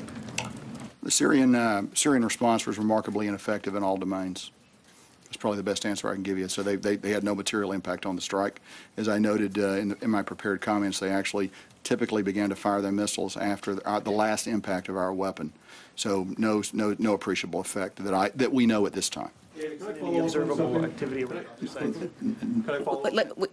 Finish your thought. Other activity around other sites, perhaps movement of weapons or movement of chemicals or movement of equipment? I just don't have that information right now. Sorry. Okay. Tom, just, yeah. You said we're very confident about the evidence we have. Now, Russia and Syria denied any chemical weapons were used. I'm just wondering why you wouldn't share your evidence with the world. Adlai Stevenson famously went to the UN in 1962 with evidence of the Russian buildup in Cuba. Why wouldn't you do something similar, especially if there are doubts? Well, there's no doubt for us. Well, why don't you share the evidence then? One, a lot of this has to do with intelligence. And I'm very happy to show evidence if I can. But we were very confident about the decisions we made. I'm going to take one more question from Aaron. You've already spoken. Come on, give someone else a chance. Aaron. Just a couple of clarification points. Thanks, Dana. General McKenzie, you said, I believe there's still an air defense package in operation right now in case there's potential for retaliation from either Syrian or Russian assets. How long do you intend to keep that package in the area, specifically keeping an eye on if there's kind of a retaliation to this strike? And then during the strikes last year, a couple of the TLAMs, I believe, failed, just not because of interference, but they just failed. Were there any weapons that didn't make it to their targets this time? None of our Tomahawks experienced any problems. Weapons? I don't believe so, no. Okay. And your last question, we typically keep DCA over deployed forces in eastern Syria. So typically we've got aircraft up over them. So this would, as we open in time from the event going forward, the commander will continually readjust the air defense posture that we've got. Right now it's robust, and we'll keep it robust for a while, then we'll make adjustments just based on our observations of the environment. Lucas. General, the Syrian government is saying they shot down over a dozen Tomahawks. Are they lying? And what Syrian military units did you strike? And for the people at home, can you explain this deconfliction? You say you didn't coordinate or give a heads up to the Russians, but you said you deconflicted. And Dana, finally, you say you want to avoid conflict with Syria, yet with all due respect, you just lobbed a couple dozen Tomahawk cruise missiles into the country. Can you explain that? Our mission stays the same. It's to defeat ISIS. But Assad's actions were beyond the pale.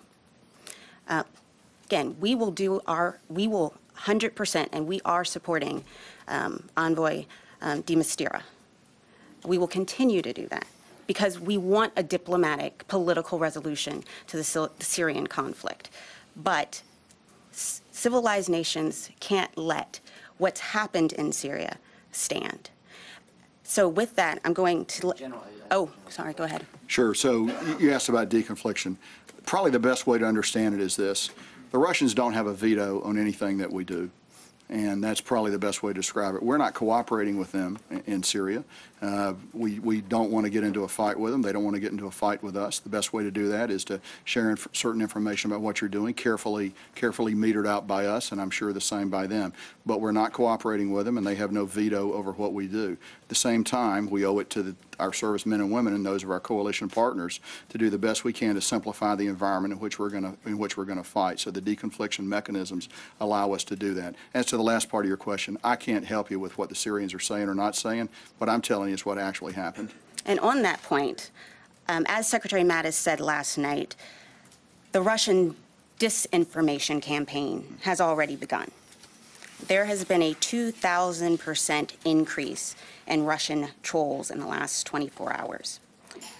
Therefore, we will keep you all abreast of the facts moving forward. Thank you all very much. General, does this operation have a name? Well, there we are. That's the Pentagon and a detailed breakdown and damage assessment of last night's attack, at least from the American perspective. They said that it was a precise and effective attack on Syria's chemical weapons facilities. They say that it has set Syrian's chemical weapons program, or claim it has set back Syria's chemical weapons program for years. Interestingly, they said that the Russians did not deploy or employ their defenses, and no Syrian weapon, they said, had any impact at all on what the Allies did last night. Other interesting things that emerged from that is that they say there were other targets, chemical weapons facilities, that they could have hit, but they say they chose not to. For one reason they gave, they didn't want to cause collateral damage. Presumably those facilities were in more populated areas, but it does show that the chemical weapon facilities remain, or some chemical weapon facilities remain in Syria.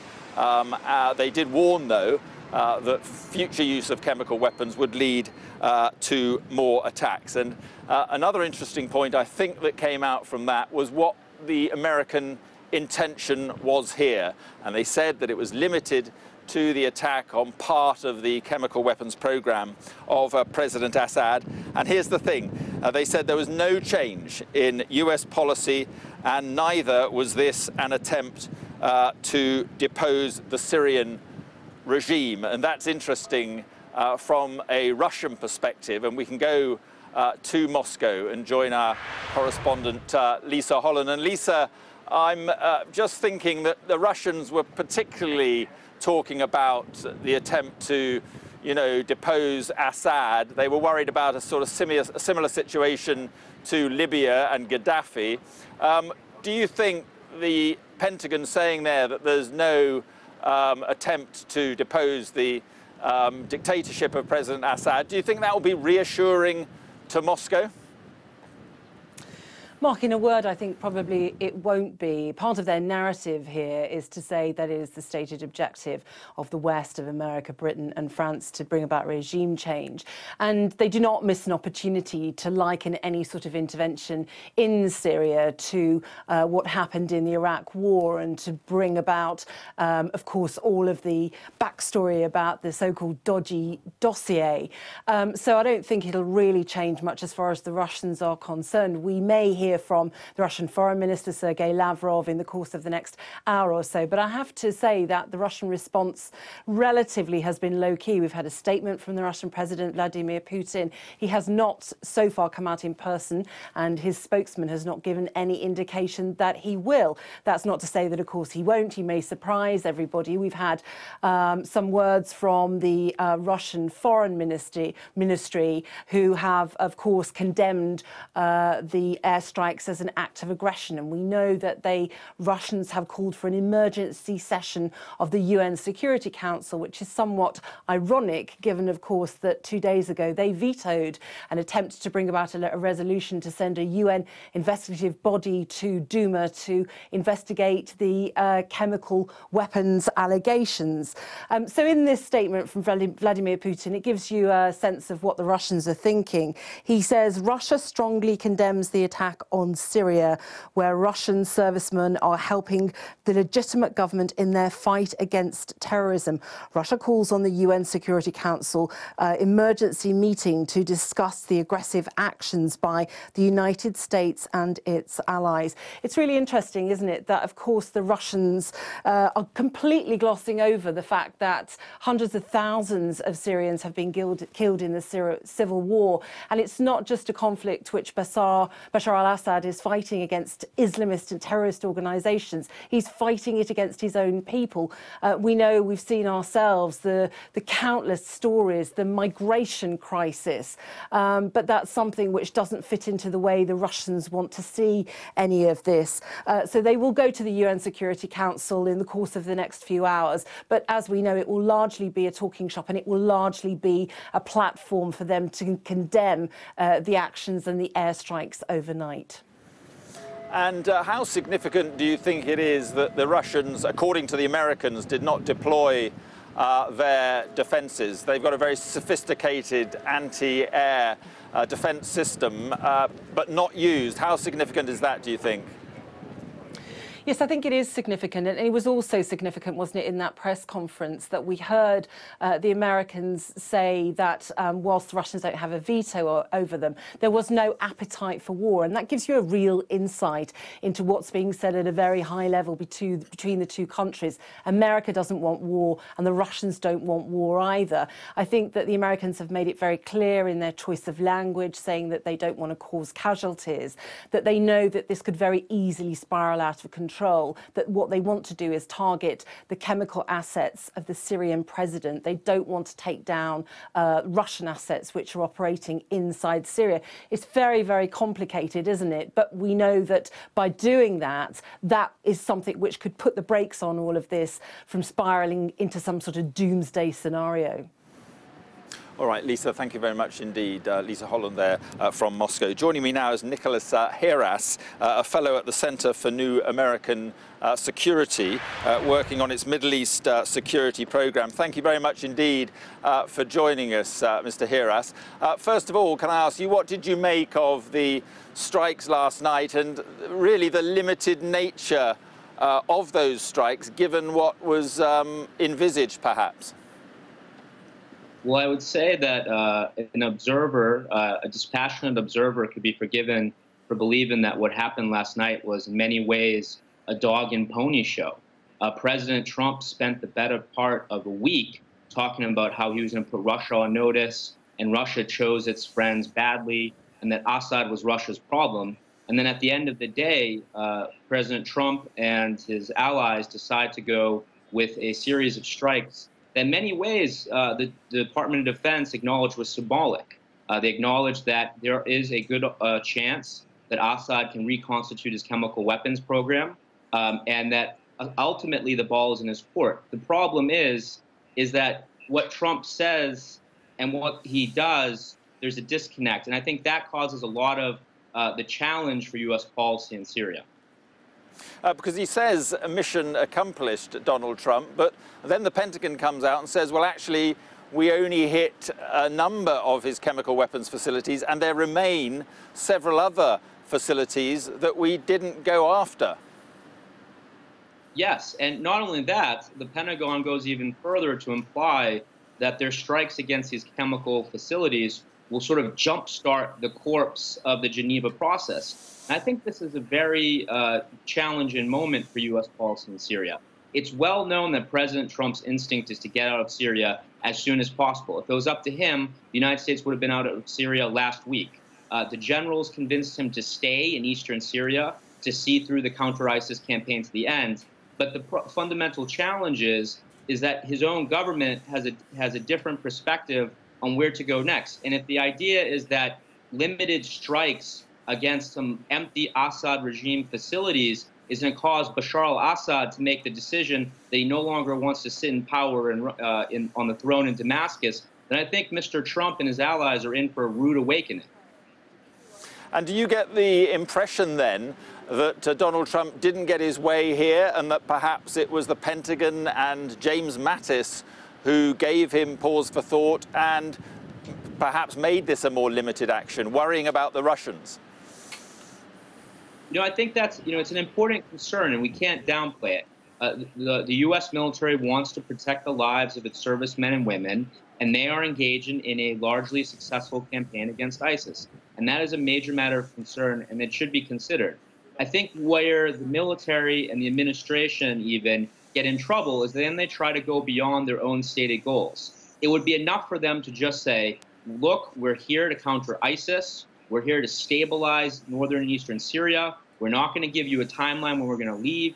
Our intention is to do the job and to do it right.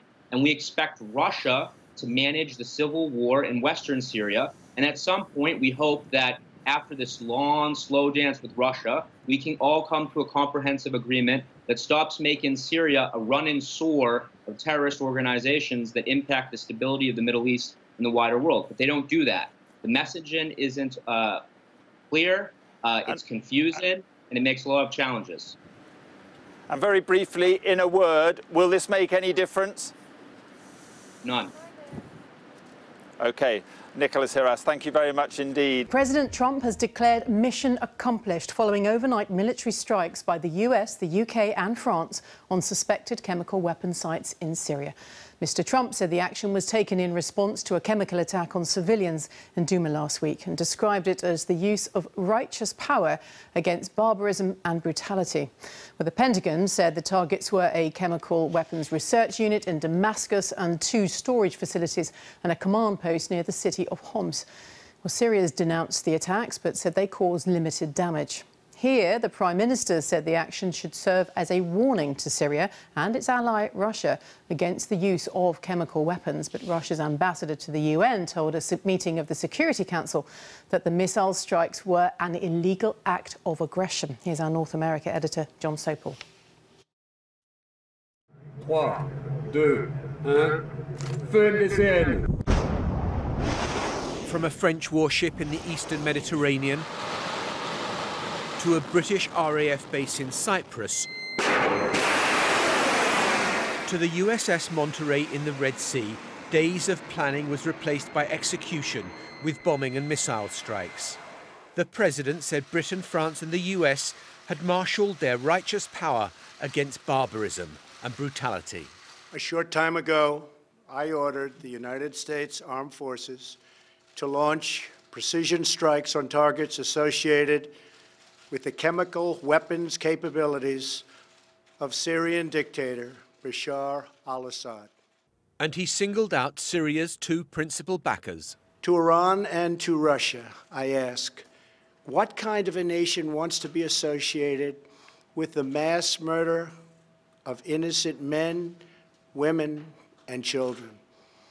The nations of the world can be judged by the friends they keep. In Damascus last night, flashes, bangs and streaking missiles light the night sky. But those launching the attack seemed as keen to define what this mission wasn't as what it was. This is not about intervening in a civil war. It is not about regime change. It is about a limited and targeted strike that does not further escalate tensions in the region and that does everything possible to prevent civilian casualties. Daylight reveals the extent of the destruction. This is all that's left of the Baza Scientific Research Centre near Damascus, one of the targets that took the greatest pounding. At a Pentagon briefing this morning, Defence Chief said all targets had been hit, with no casualties suffered. Good morning, everyone. We're still conducting a more detailed damage assessment, but initial indications are that we accomplished our military objectives without material interference from Syria. I'd use 3 words to describe this operation: precise, overwhelming, and effective. But in Damascus this morning, regime supporters were celebrating a success in repelling American aggression. Perhaps more accurately, the strike was more limited than they'd anticipated. And from a government spokesman, defiance. This aggression will only increase our determination to defend our sovereignty, dignity, national security and the security of our citizens. This apparently is President Assad strolling to work today, although we don't actually see a close-up of his face. If he is able to walk tall, it's only because of the support he's receiving from the Russians. And today at the UN, they turned their fire on Britain, France and the US. The US and its allies continue to demonstrate blatant disregard for international law. But as permanent members of the Security Council, they must be especially firm in protecting the UN Charter. In Douma, the site of the chemical weapons attack, the Syrian army are in control and awaiting the weapons inspectors. The Americans are saying it's job done. But now the world waits to see if there'll be retaliation or any further use of chemical weapons, because if there is, then this will be far from over. John Sopel, BBC News, Washington. Well, we'll hear more from John in Washington shortly, but first, Stephen Rosenberg is in Moscow for us. And as we've been hearing from Sergei Lavrov there, the response, the rhetoric now from Russia, very strong indeed.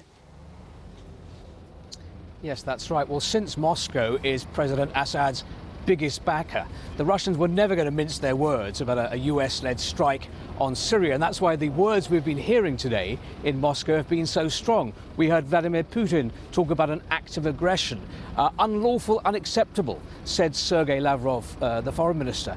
And we heard a senior Russian senator say that America was acting like a school bully. So in this geopolitical school playground, there's lots of shouting and shadowboxing behind the bicycle sheds, but crucially, it hasn't come to a fight between Russia and America. Neither want to go to war over Syria, and we know, because the US ambassador in Moscow said so today, that before the strike, the two sides took measures to try to keep out of each other's way during this strike. Now, of course, Syria is a crowded theatre of war, and the danger of this conflict spreading and growing, it still exists. OK, Steve, thank you. And John, to you then, is that it? Is that operation over? Well, Donald Trump perhaps used the ill-judged phrase mission accomplished, because you'll remember that haunted George W. Bush when during the Iraq War he landed on an aircraft carrier and that was the banner behind him, and the war went on for several more years. But as Steve was saying, Donald Trump's ambitions are very much more limited. This is about stopping chemical weapons on a battlefield. It's not stopping the Russians, the Syrians from bombing civilians. It's purely about chemical weapons. And the Americans went out of their way not to hit foreigners, i.e. Russians or Iranians. They limited the targets very much. To use Steve's metaphor of the playground, I mean, last year when it was one airfield, well, that was a slap on the wrist. This time round, it was maybe a punch on the arm as well. But there's been an interesting division in Washington here, because the Defense Department were very keen that it should be much more limited. Donald Trump seemed to want something a bit more ambitious, a bit more prolonged. But the Defense Department prevailed, and ironically, in domestic terms, that will help Donald Trump. His supporters didn't elect him to kind of get further embroiled in intractable conflicts, and none is more intractable than the situation in Syria. John, thank you very much indeed. John Sopel there. We'll hear then the Prime Minister, Theresa May, says the raid sent a clear signal that the use of chemical weapons would not be tolerated. She said it had been right and legal to take action, but the Labour leader, Jeremy Corbyn, has called the strikes legally questionable. Well, with more then on the reaction here in the UK, here's our political editor, Laura Koonsberg. 2 a.m. at home, 4 a.m. at the target. RAF jets take off to strike at Assad's regime. By 9 a.m. in number 10, the Prime Minister emerged to explain her case. There is no graver decision for a Prime Minister than to commit our forces to combat. And this is the first time that I have had to do so. We cannot allow the use of chemical weapons to become normalised, either within Syria, on the streets of the UK or elsewhere. Not just a punishment for President Assad, but about a wider principle too. This was not about interfering in a civil war, and it was not about regime change. It was a limited, targeted and effective strike with clear boundaries. We must reinstate the global consensus that chemical weapons cannot be used. This action is absolutely in Britain's national interest. The lesson of history is that when the global rules and standards that keep us safe come under threat, we must take a stand and defend them. Will you do the same again if President Assad does the same again? as you have suggested he has. And do you feel you have the public's consent, given that you have not even consulted MPs in Parliament? We believe that the action was successful, but the Syrian regime should be under no doubt of our resolve in relation to this matter of the use of chemical weapons. And I have taken this decision because I believe it is the right thing to do. Minister's legal advice justifies the strikes as an exceptional measure to alleviate humanitarian distress by degrading the Syrian regime's chemical weapons capability and deterring future attacks. Is the proof? Yet without explicit UN backing, the Labour leader believes the strikes might not be legal. The consequences of any country taking unilateral and action that has no legal basis are that it's an encouragement for others to do exactly the same and reduces our ability to complain when others do that. Surely, the United Nations exists for a purpose. The Prime Minister will face questions from MPs on Monday, but no firm plans for a vote. MPs have been powerless all week to hold the government accountable on this, and for us to have to wait another 2 days after the event really is not good enough. There are major questions, major doubts. Is this a one-off or is it a continuing operation? How much control do we have over what the Americans are doing? We've got a very erratic American president who changes his position from one day to the next. This was not intended to end the war in Syria, not part of an effort to remove Assad. But the Prime Minister wants these attacks to be seen as a clear and grave reprimand to a country suspected of using chemical weapons. An effort to force respect for the decades-old rule that such weapons are illegal and must not be used. But while Theresa May's decision to act was in her gift, what happens next may well not be. The Prime Minister may hope her decisions have a straightforward outcome, but the political fallout may not be clean. Well, let's pick up on that last point then with Laura. Then we saw a very confident, robust Prime Minister there, but as you implied in that report, then this is not without risk, clearly. Absolutely not. Like any military action that any Prime Minister might take, which is, as Theresa May said, the most serious decision that they can ever take, the reality for Theresa May is she simply cannot be sure what happens next. Now, Number 10 have tried explicitly to tie this to a very, very tight canvas, but the picture may be redrawn by other people in the coming weeks. The situation on the ground in Syria may change very suddenly, quite outside British control. What happens if there are some form of retaliation? What happens if President Assad continues with these kinds of attacks that the government is convinced he has been up to? The implication is clearly there, the precedent is now there, that the UK might take this kind of action again. But the Syrian conflict, even though Number 10 has tried to be so tight about what they've been doing, is multidimensional, it's been unpredictable, it's been messy. And therefore Theresa May had the power to make this decision, but she does not have extensive control over what happens next. And she can also be confident she's going to face a hard time from the opposition parties in Parliament on Monday, particularly over that issue of whether this action was actually legal. And it is an extremely complicated situation, a decision taken absolutely seriously and, with Theresa May would say, the best of intention. But who knows? British Prime Ministers often begin foreign intervention, seeming as if it could all be straightforward, hoping that would be the case, but it ends up becoming much more politically tricky. Laura, thank you. Well, our defence correspondent Jonathan Beale is at RAF Akrotiri in Cyprus, from where the British jets took off. In terms of this particular operation, how challenging was it, Jonathan? Well, the air crews here are well prepared. Remember, they've been doing bombing missions against so-called Islamic State targets for the last 3 years.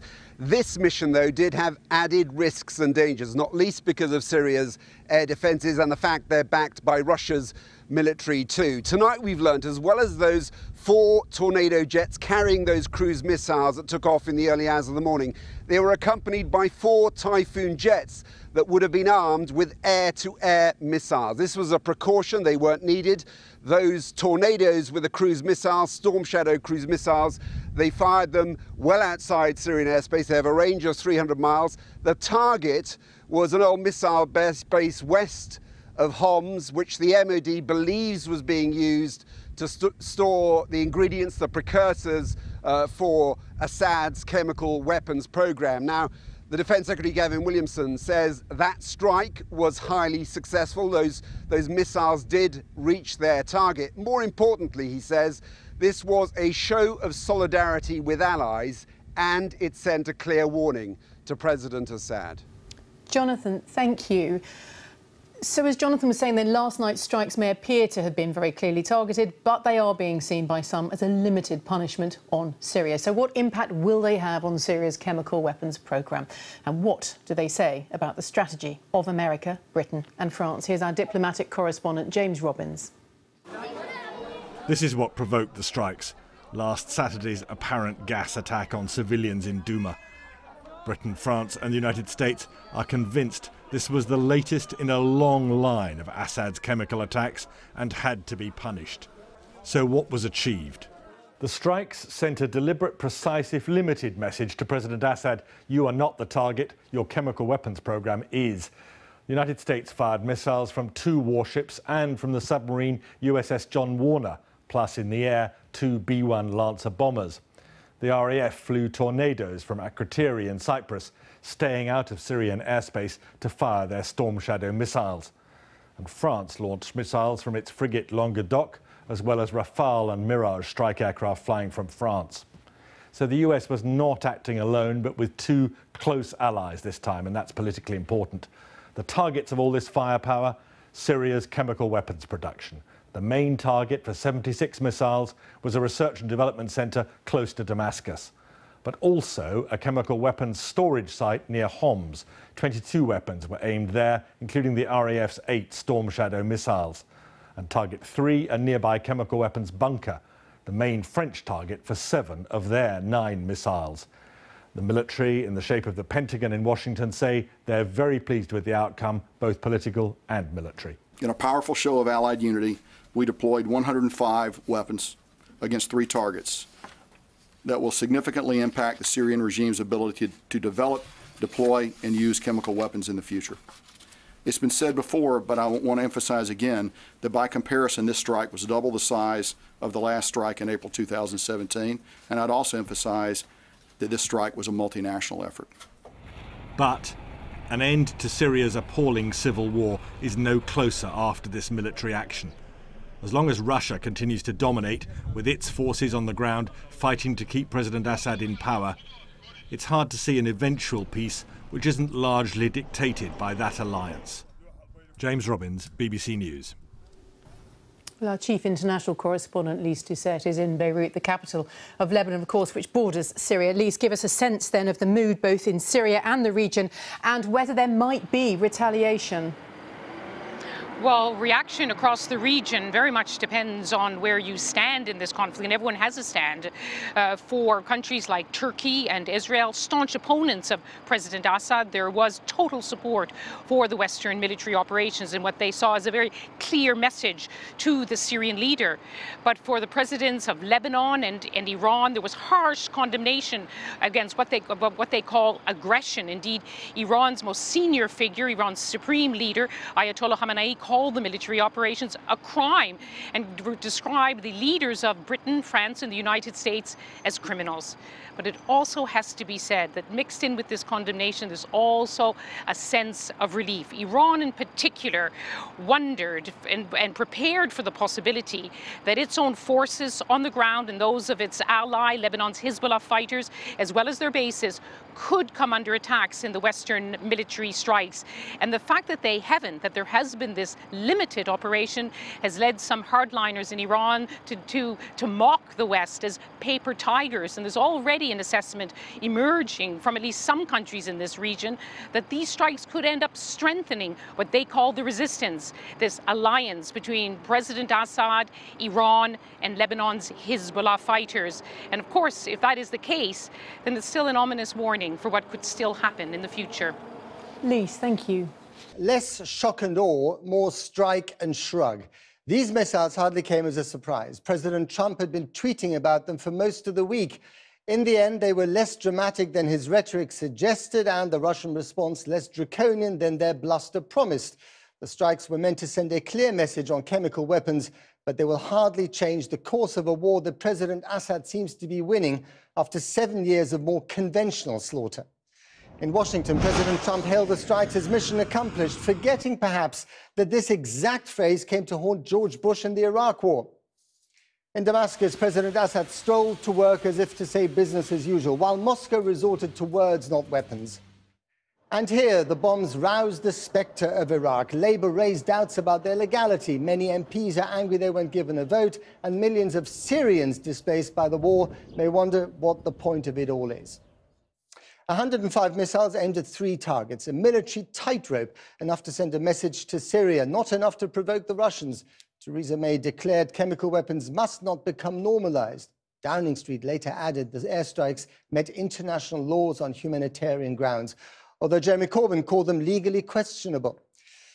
The attacks began at 4 a.m. Syrian time, 4 RAF tornadoes striking from their base in Cyprus.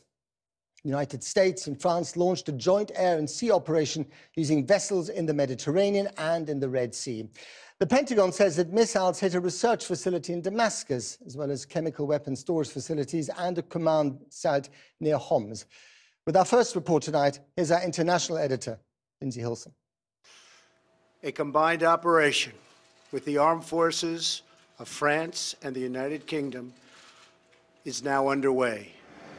British tornadoes and typhoons based in Cyprus were ready to launch Storm Shadow missiles. 4 American warships in the Red Sea, the Gulf and the Mediterranean, equipped with Tomahawks, were also in action. The French fired their missiles from both ship and air. President Macron has taken a lead, telling President Putin on Friday that the Syrian regime's use of chemical weapons crossed his red line, and he would ensure it did not go unpunished. In Damascus, the barrage was met by the muezzin and anti-aircraft fire. The Syrians say they shot down 71 missiles, but the Pentagon says they hit every target and no missiles were destroyed. This morning, Syrian TV showed the Center for Scientific Research at Barza near Damascus, which was targeted as a chemical weapons storage site. The Syrian government claims it was simply a college for civilian pharmaceutical research. They had plenty of time to move personnel, and reports suggest that no one was killed, just 3 people injured. Syrian television also showed a man who, at a distance, looks not unlike President Assad, walking to work through the echoing halls of his marbled palace. He might take comfort from the Prime Minister's statement. This was not about interfering in a civil war, and it was not about regime change. As I discussed with President Trump and President Macron, it was a limited, targeted and effective strike with clear boundaries that expressly sought to avoid escalation and did everything possible to prevent civilian casualties. Inspectors from the Organisation for the Prohibition of Chemical Weapons arrived at their hotel in Damascus, but they won't ascribe blame, just try to establish which chemical weapon was used. Russia called an emergency session of the UN Security Council. They say they've seen all this before. The current escalation around Syria is destructive for the entire system of international relations. History will deliver its verdict, and Washington already bears the heavy responsibility for the bloody outrage in Yugoslavia, Iraq, and Libya. The Americans, British and French say last night's attacks were a success. I spoke to the president this morning, and he said if the Syrian regime uses this poisonous gas again, the United States is locked and loaded. Western countries acted after intelligence bore out analysis of footage showing the symptoms caused by the apparent chemical weapons attack.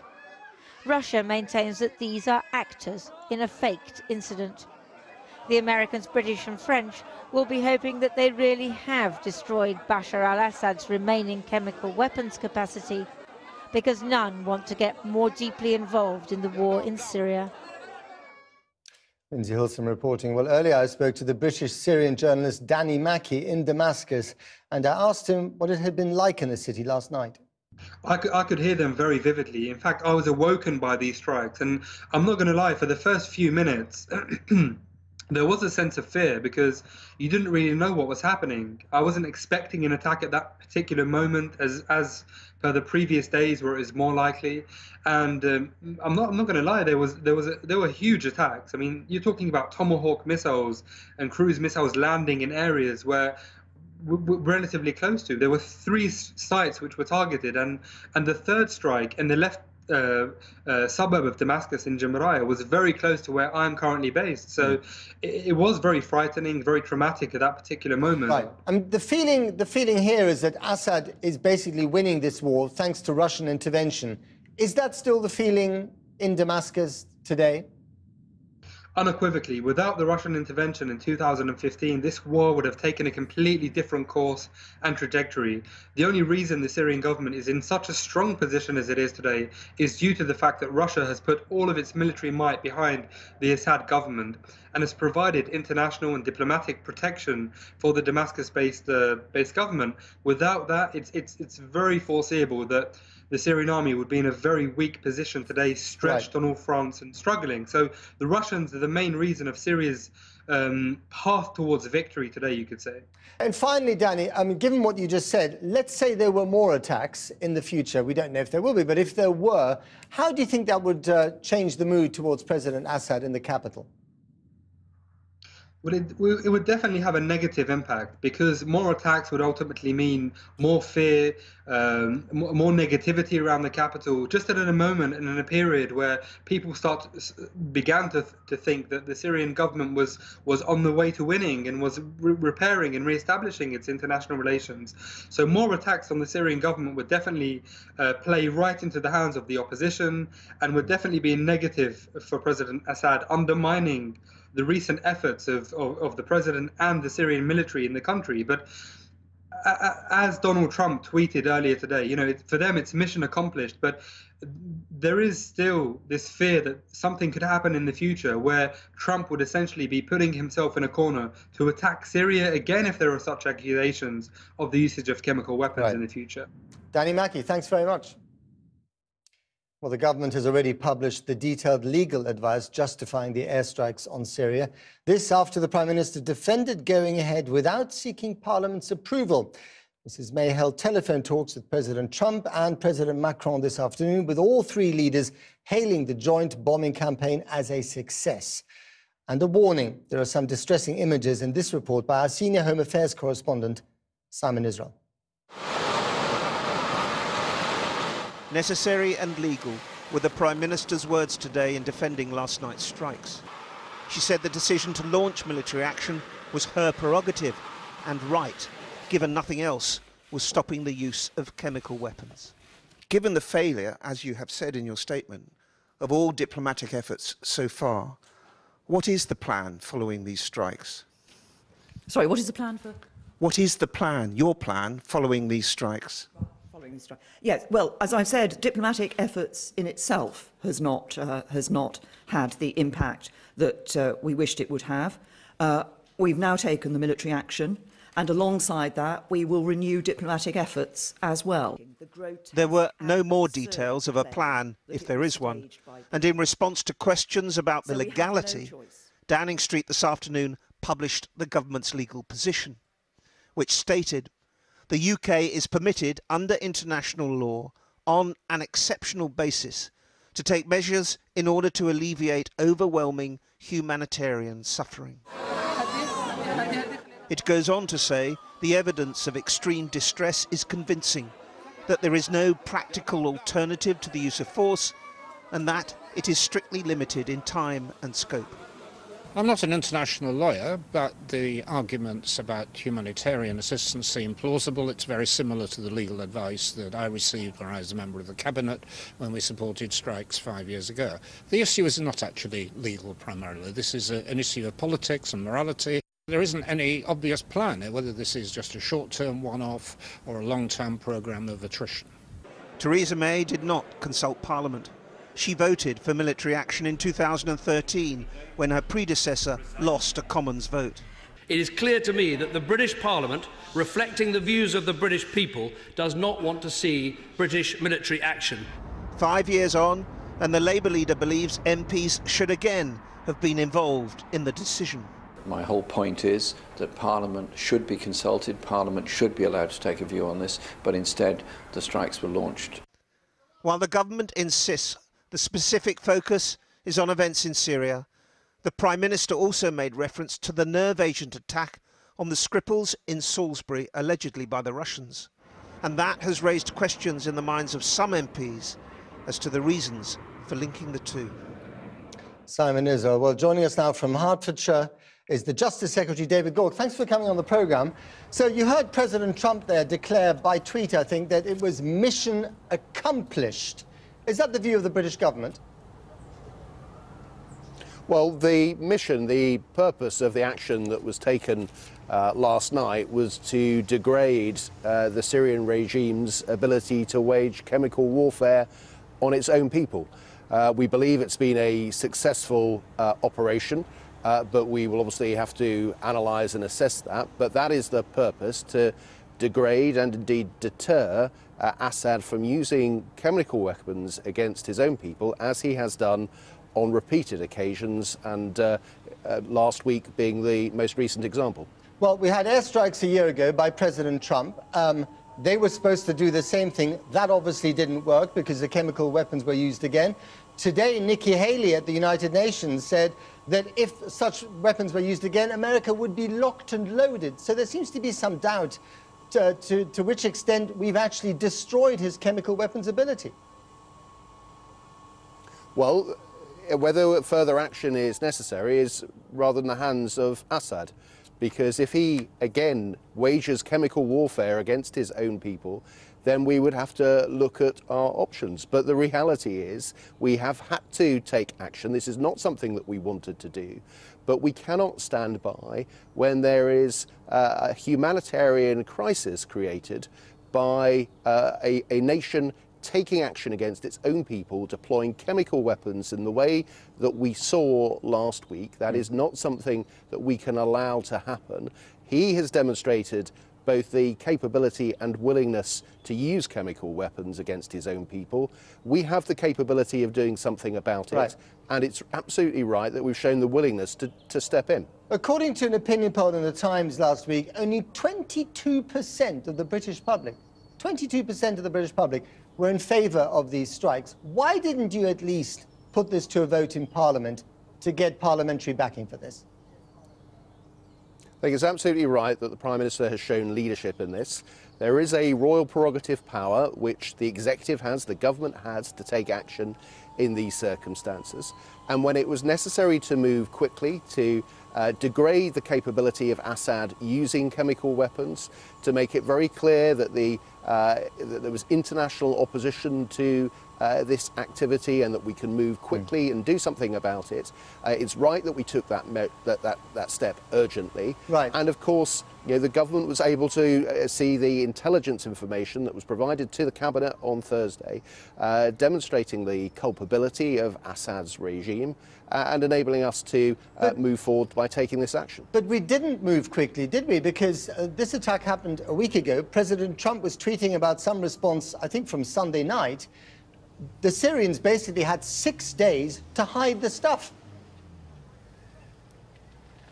Well, what we did is we assessed the intelligence position, we investigated further, and we took action once we were in a position to be confident as to the culpability of the Assad regime, that we had assessed the targets and rigorously assessed what our options were and moved forward accordingly. And on the basis of the military advice that we received, the legal advice we received and the intelligence advice we received, the Cabinet on Thursday concluded that it was right to take this action. So when the Salisbury attack happened, we set a lot of store by the fact that the OPCW, the chemical weapons inspectors, would go in and have their independent findings. Those inspectors are in Damascus today. Couldn't we have waited for a few days for them to find out what they wanted to find out? Then we would have had their imprimatur to go in and launch these airstrikes. Well, of course, those inspectors have on 4 occasions found the Syrian regime responsible for the use of chemical weapons. But we have seen more recently those inspectors have been thwarted in taking action that they've needed to test the evidence as much as they would like to by the Syrian regime, backed up by the Russians, who of course have blocked moves on the Security Council to investigate this fully. So it is right, I believe, that we take this action quickly before Assad is again guilty of another chemical attack. And if, for example, we had not taken action and there had been another chemical attack against his own people, you would rightly be asking the question of government representatives why we had not acted sooner. Right, and if he is again guilty of another chemical attack, will Britain strike again without seeking the approval of Parliament? Well, we cannot rule out taking further action if we believe that Assad is capable, has the means to wage chemical warfare on his own people. And there are occasions where it is necessary to move quickly. Now, we hope and believe so no that approval the from Parliament. Mission of we hope and believe that the mission last night was successful, has degraded his capacity, but we continue to have to look at this because we simply cannot allow the use of chemical weapons to become a new norm, something which we wring our hands about but do nothing about, and it becomes an accepted part of operations. That is simply not something we can accept. Got to leave it there. David Gork, thank you very much indeed. Now, the Pentagon said that the strikes were designed to cripple Syria's ability to use chemical weapons in the future, calling the operation precise, overwhelming and effective. President Trump also tweeted the words "mission accomplished," which might conjure up some unfortunate connotations, and then later added for good measure that the USA is still locked and loaded. Well, let's cross live now to our Washington correspondent, Kylie Morris. So, Kylie, which is it, locked and loaded or mission accomplished? Well, there are contradictions in Donald Trump's position, as you've noted, Matt. I think that is a product of real tensions within his White House. You have hawks like his national security advisor, John Bolton, like Nikki Haley, the ambassador to the UN, who wanted to see a much larger response. They wanted to see a response that directly affected and impacted Russia and Iran, the patrons of Assad. Meanwhile, at the Pentagon, people like Defense Secretary Jim Mattis wanted something much more defined and confined. So I think the locked and loaded refers in part to the possibility that in the future the US might go bigger with this and might go beyond simply targeting chemical weapons facilities. But this question of mission accomplished applies in this case to the mission last night. I'd use 3 words to describe this operation: precise, overwhelming, and effective. There were forces within the White House that had wanted more, but in the end, the US-led intervention in Syria was narrowly focused on Assad's chemical weapons capacity. Its main target, a research and development facility on the outskirts of Damascus. Against the first target, the Barzo Research and Development Center, we employed 76 missiles. 57 of these were Tomahawk land attack cruise missiles, and 19 were Joint Air-to-Surface Standoff Missiles, or JASSMs. As you can see for yourself from the graphics, initial assessments are that this target was destroyed. This is going to set the Syrian chemical weapons program back for years. On the show and tell map at the front of the Pentagon briefing, American, British and French assets snuggled together in the Mediterranean, a critical demonstration of international support for Donald Trump's latest adventure abroad. The UK and France are our oldest allies. This is about values. We did this because it's intolerable for any civilized nation to tolerate the use of chemical weapons. The last time the US did this, it did it alone, just over a year ago, firing upon the Shayrat air base after another chemical weapons attack by Assad at Khan Shaykhun, which killed at least 80 people. Within months, the airbase was believed back in the business of preparing to deliver chemical weapons. But the Pentagon says this time the strategy is critically different. Last year, the focus was on the delivery.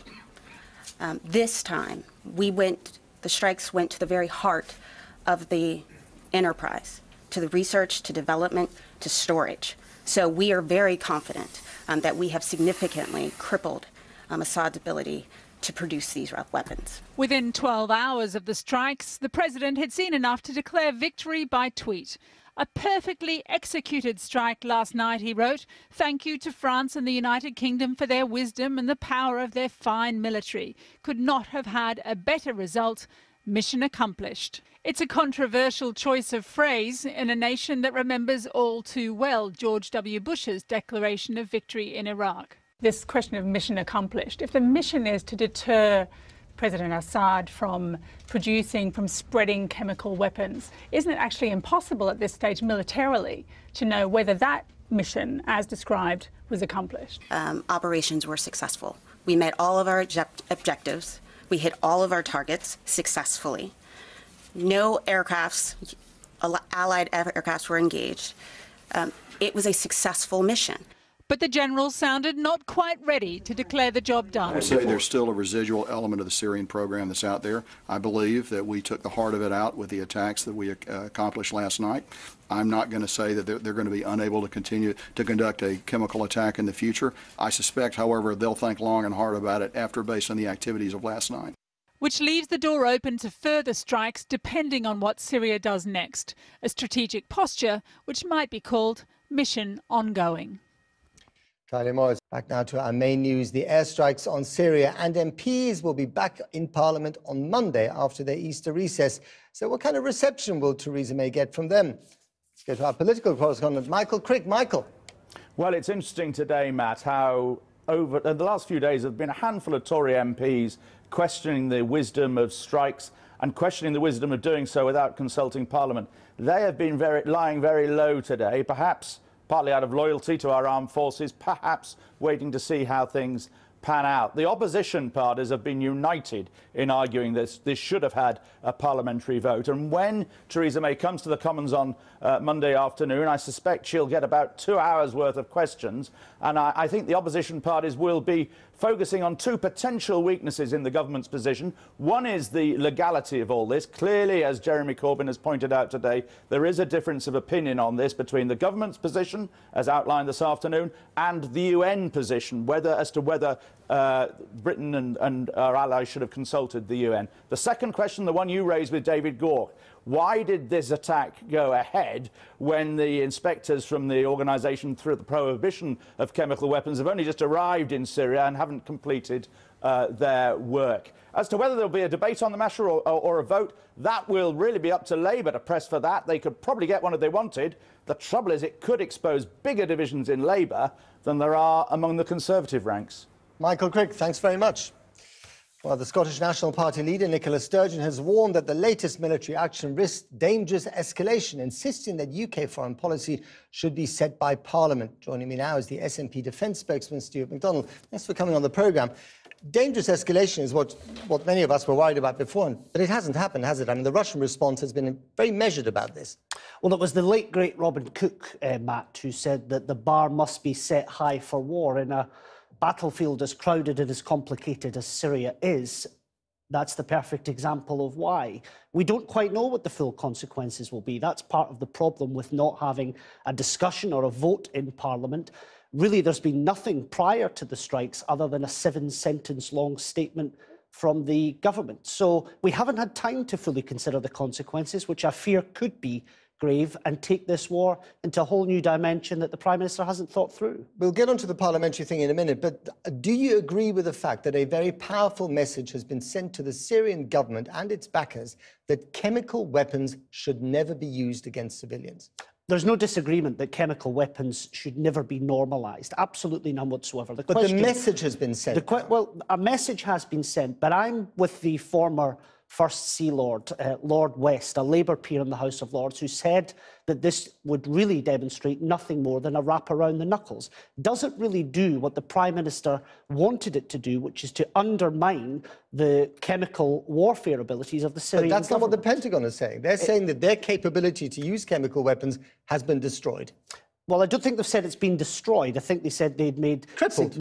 Crippled, I think, was the phrase that they used. I guess time will tell on that one. There were strikes last year. Are you saying there should have been more strikes, that there should have been more missiles? No, what I'm saying is there should have been a better, more considered plan. There were non-lethal options open to France, America and Britain that could undermine, quite successfully, the ability to carry out further chemical weapons attacks. It doesn't appear anybody's bothered to explore them. But they've already waited 7 days for a response since the attack. That's enough time to move chemical weapons. Any further delay by going to Parliament would have meant basically that any trace of these weapons would have disappeared.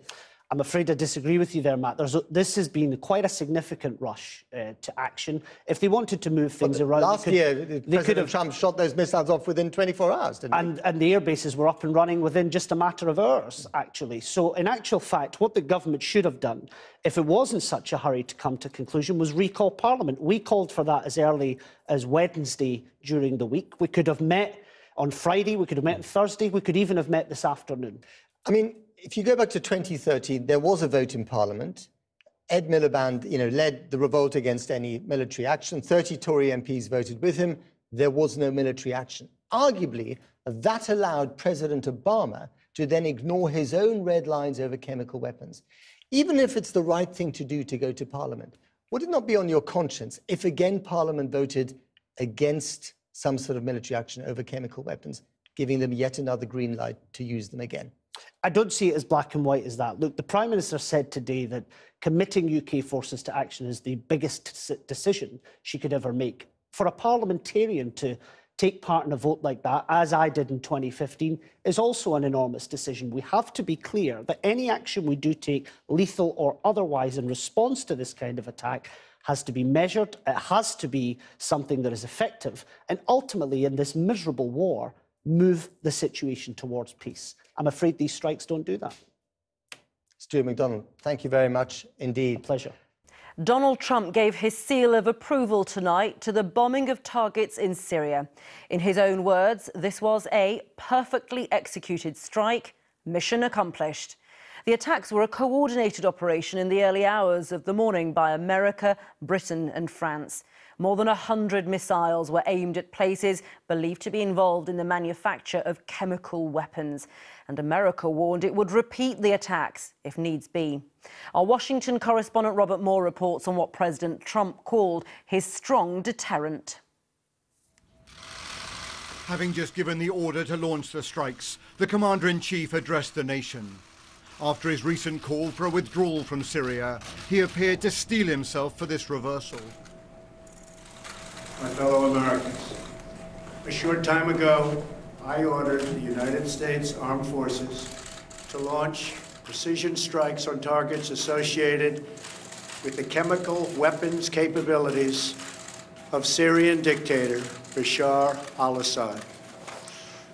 A combined operation with the armed forces of France and the United Kingdom is now underway. We thank them both. This was not an attempt at regime change, but Trump did focus on Assad's behavior. These are not the actions of a man.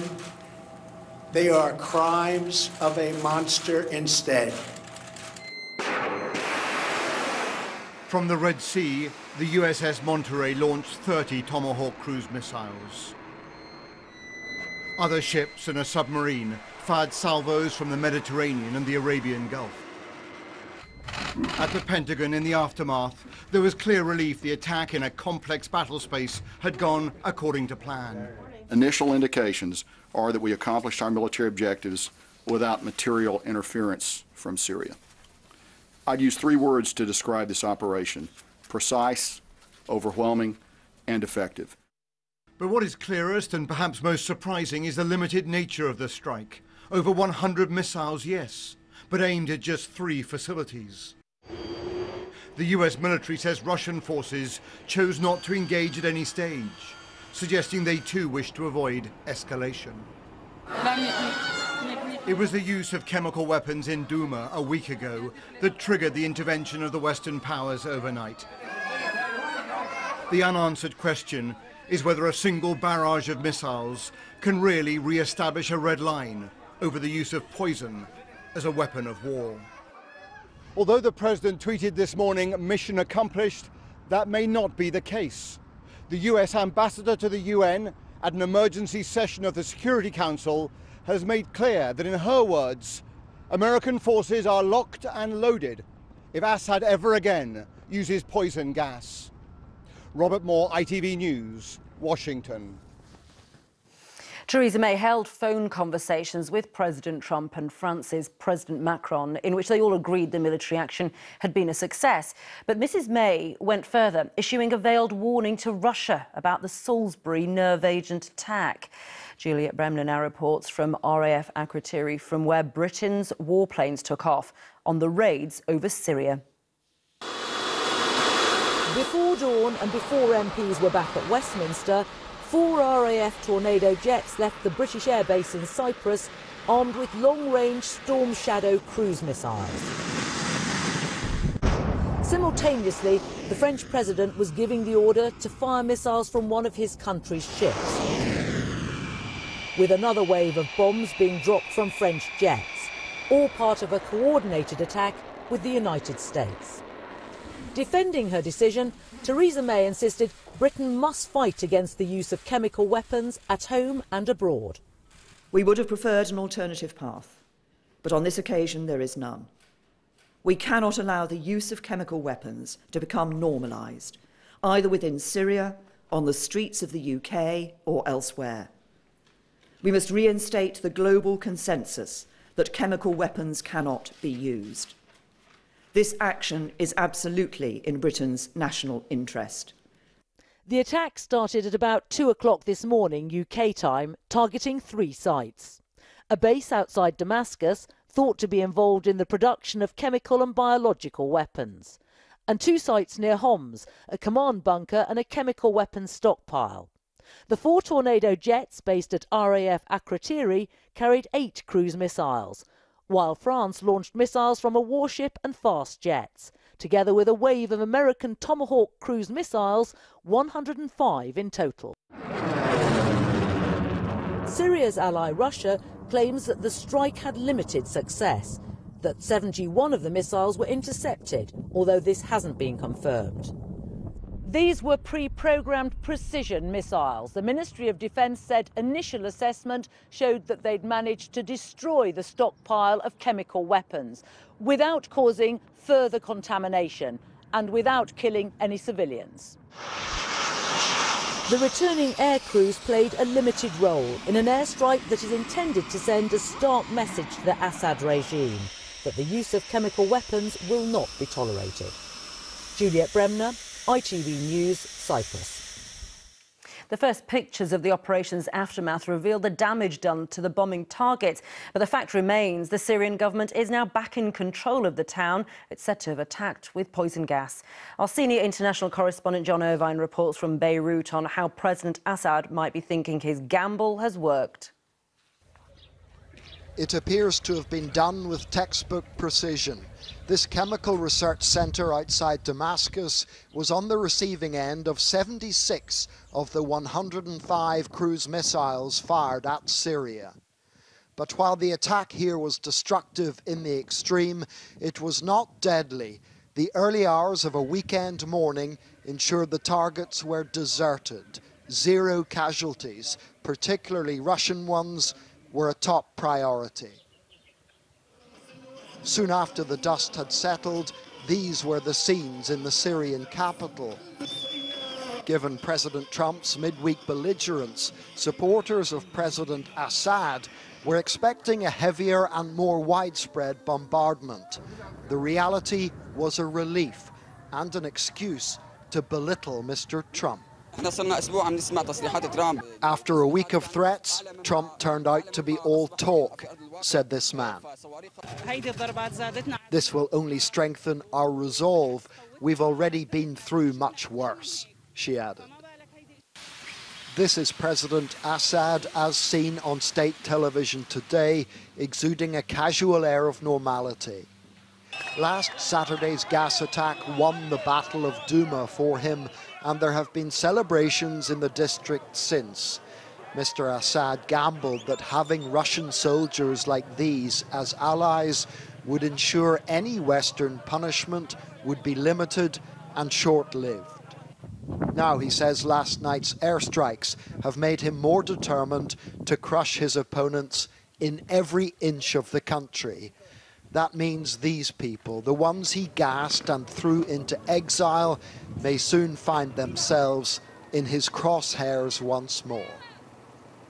President Assad's calculation is that whatever he stoops to, his big brothers in Moscow and Tehran will shield him from any Western retribution that threatens his regime or alters the course of a war he's winning. Tonight, that calculation appears to be spot on. John Irvine, ITV News, in Beirut. Well, even though no Russians were injured, Moscow lost no time in condemning the American-led attacks. Let's go to Moscow, and Steve Scott is there for us tonight. What did President Putin's team have to say? Well, Ranveer, there's a theme developing to the reaction here, and that is to question the premise of last night's airstrikes. Foreign Minister Lavrov said claims that chemical weapons have been used in Syria are ludicrous and has challenged the West to show its evidence. President Putin has condemned the attacks as an act of aggression, which he says will badly damage international relations. On the ground, he says it will exacerbate the humanitarian crisis in Syria and also aid those who he describes as terrorists fighting against President Assad by giving them time to breathe and to regroup. What he doesn't say is interesting too. Remember, Russia threatened consequences if airstrikes took place, but because all Russians were moved out of harm's way before they did, there's been no talk today at all of retaliation. Instead, President Putin is very much trying to occupy the moral high ground and keeps insisting that what happened is in violation of the UN Charter and international law. Steve Scott, thank you. Here, though, Theresa May could well be facing a bumpy ride in the Commons on Monday when she tries to justify taking part in the bombing. The government published its legal grounds for doing so today, saying the UK is permitted under international law on an exceptional basis to take measures in order to alleviate overwhelming humanitarian suffering by degrading the Syrian regime's chemical weapons capability and deterring further chemical weapons attacks. Well, to our political editor, Robert Peston, who is here now, how likely is that justification going to satisfy the likes of Jeremy Corbyn?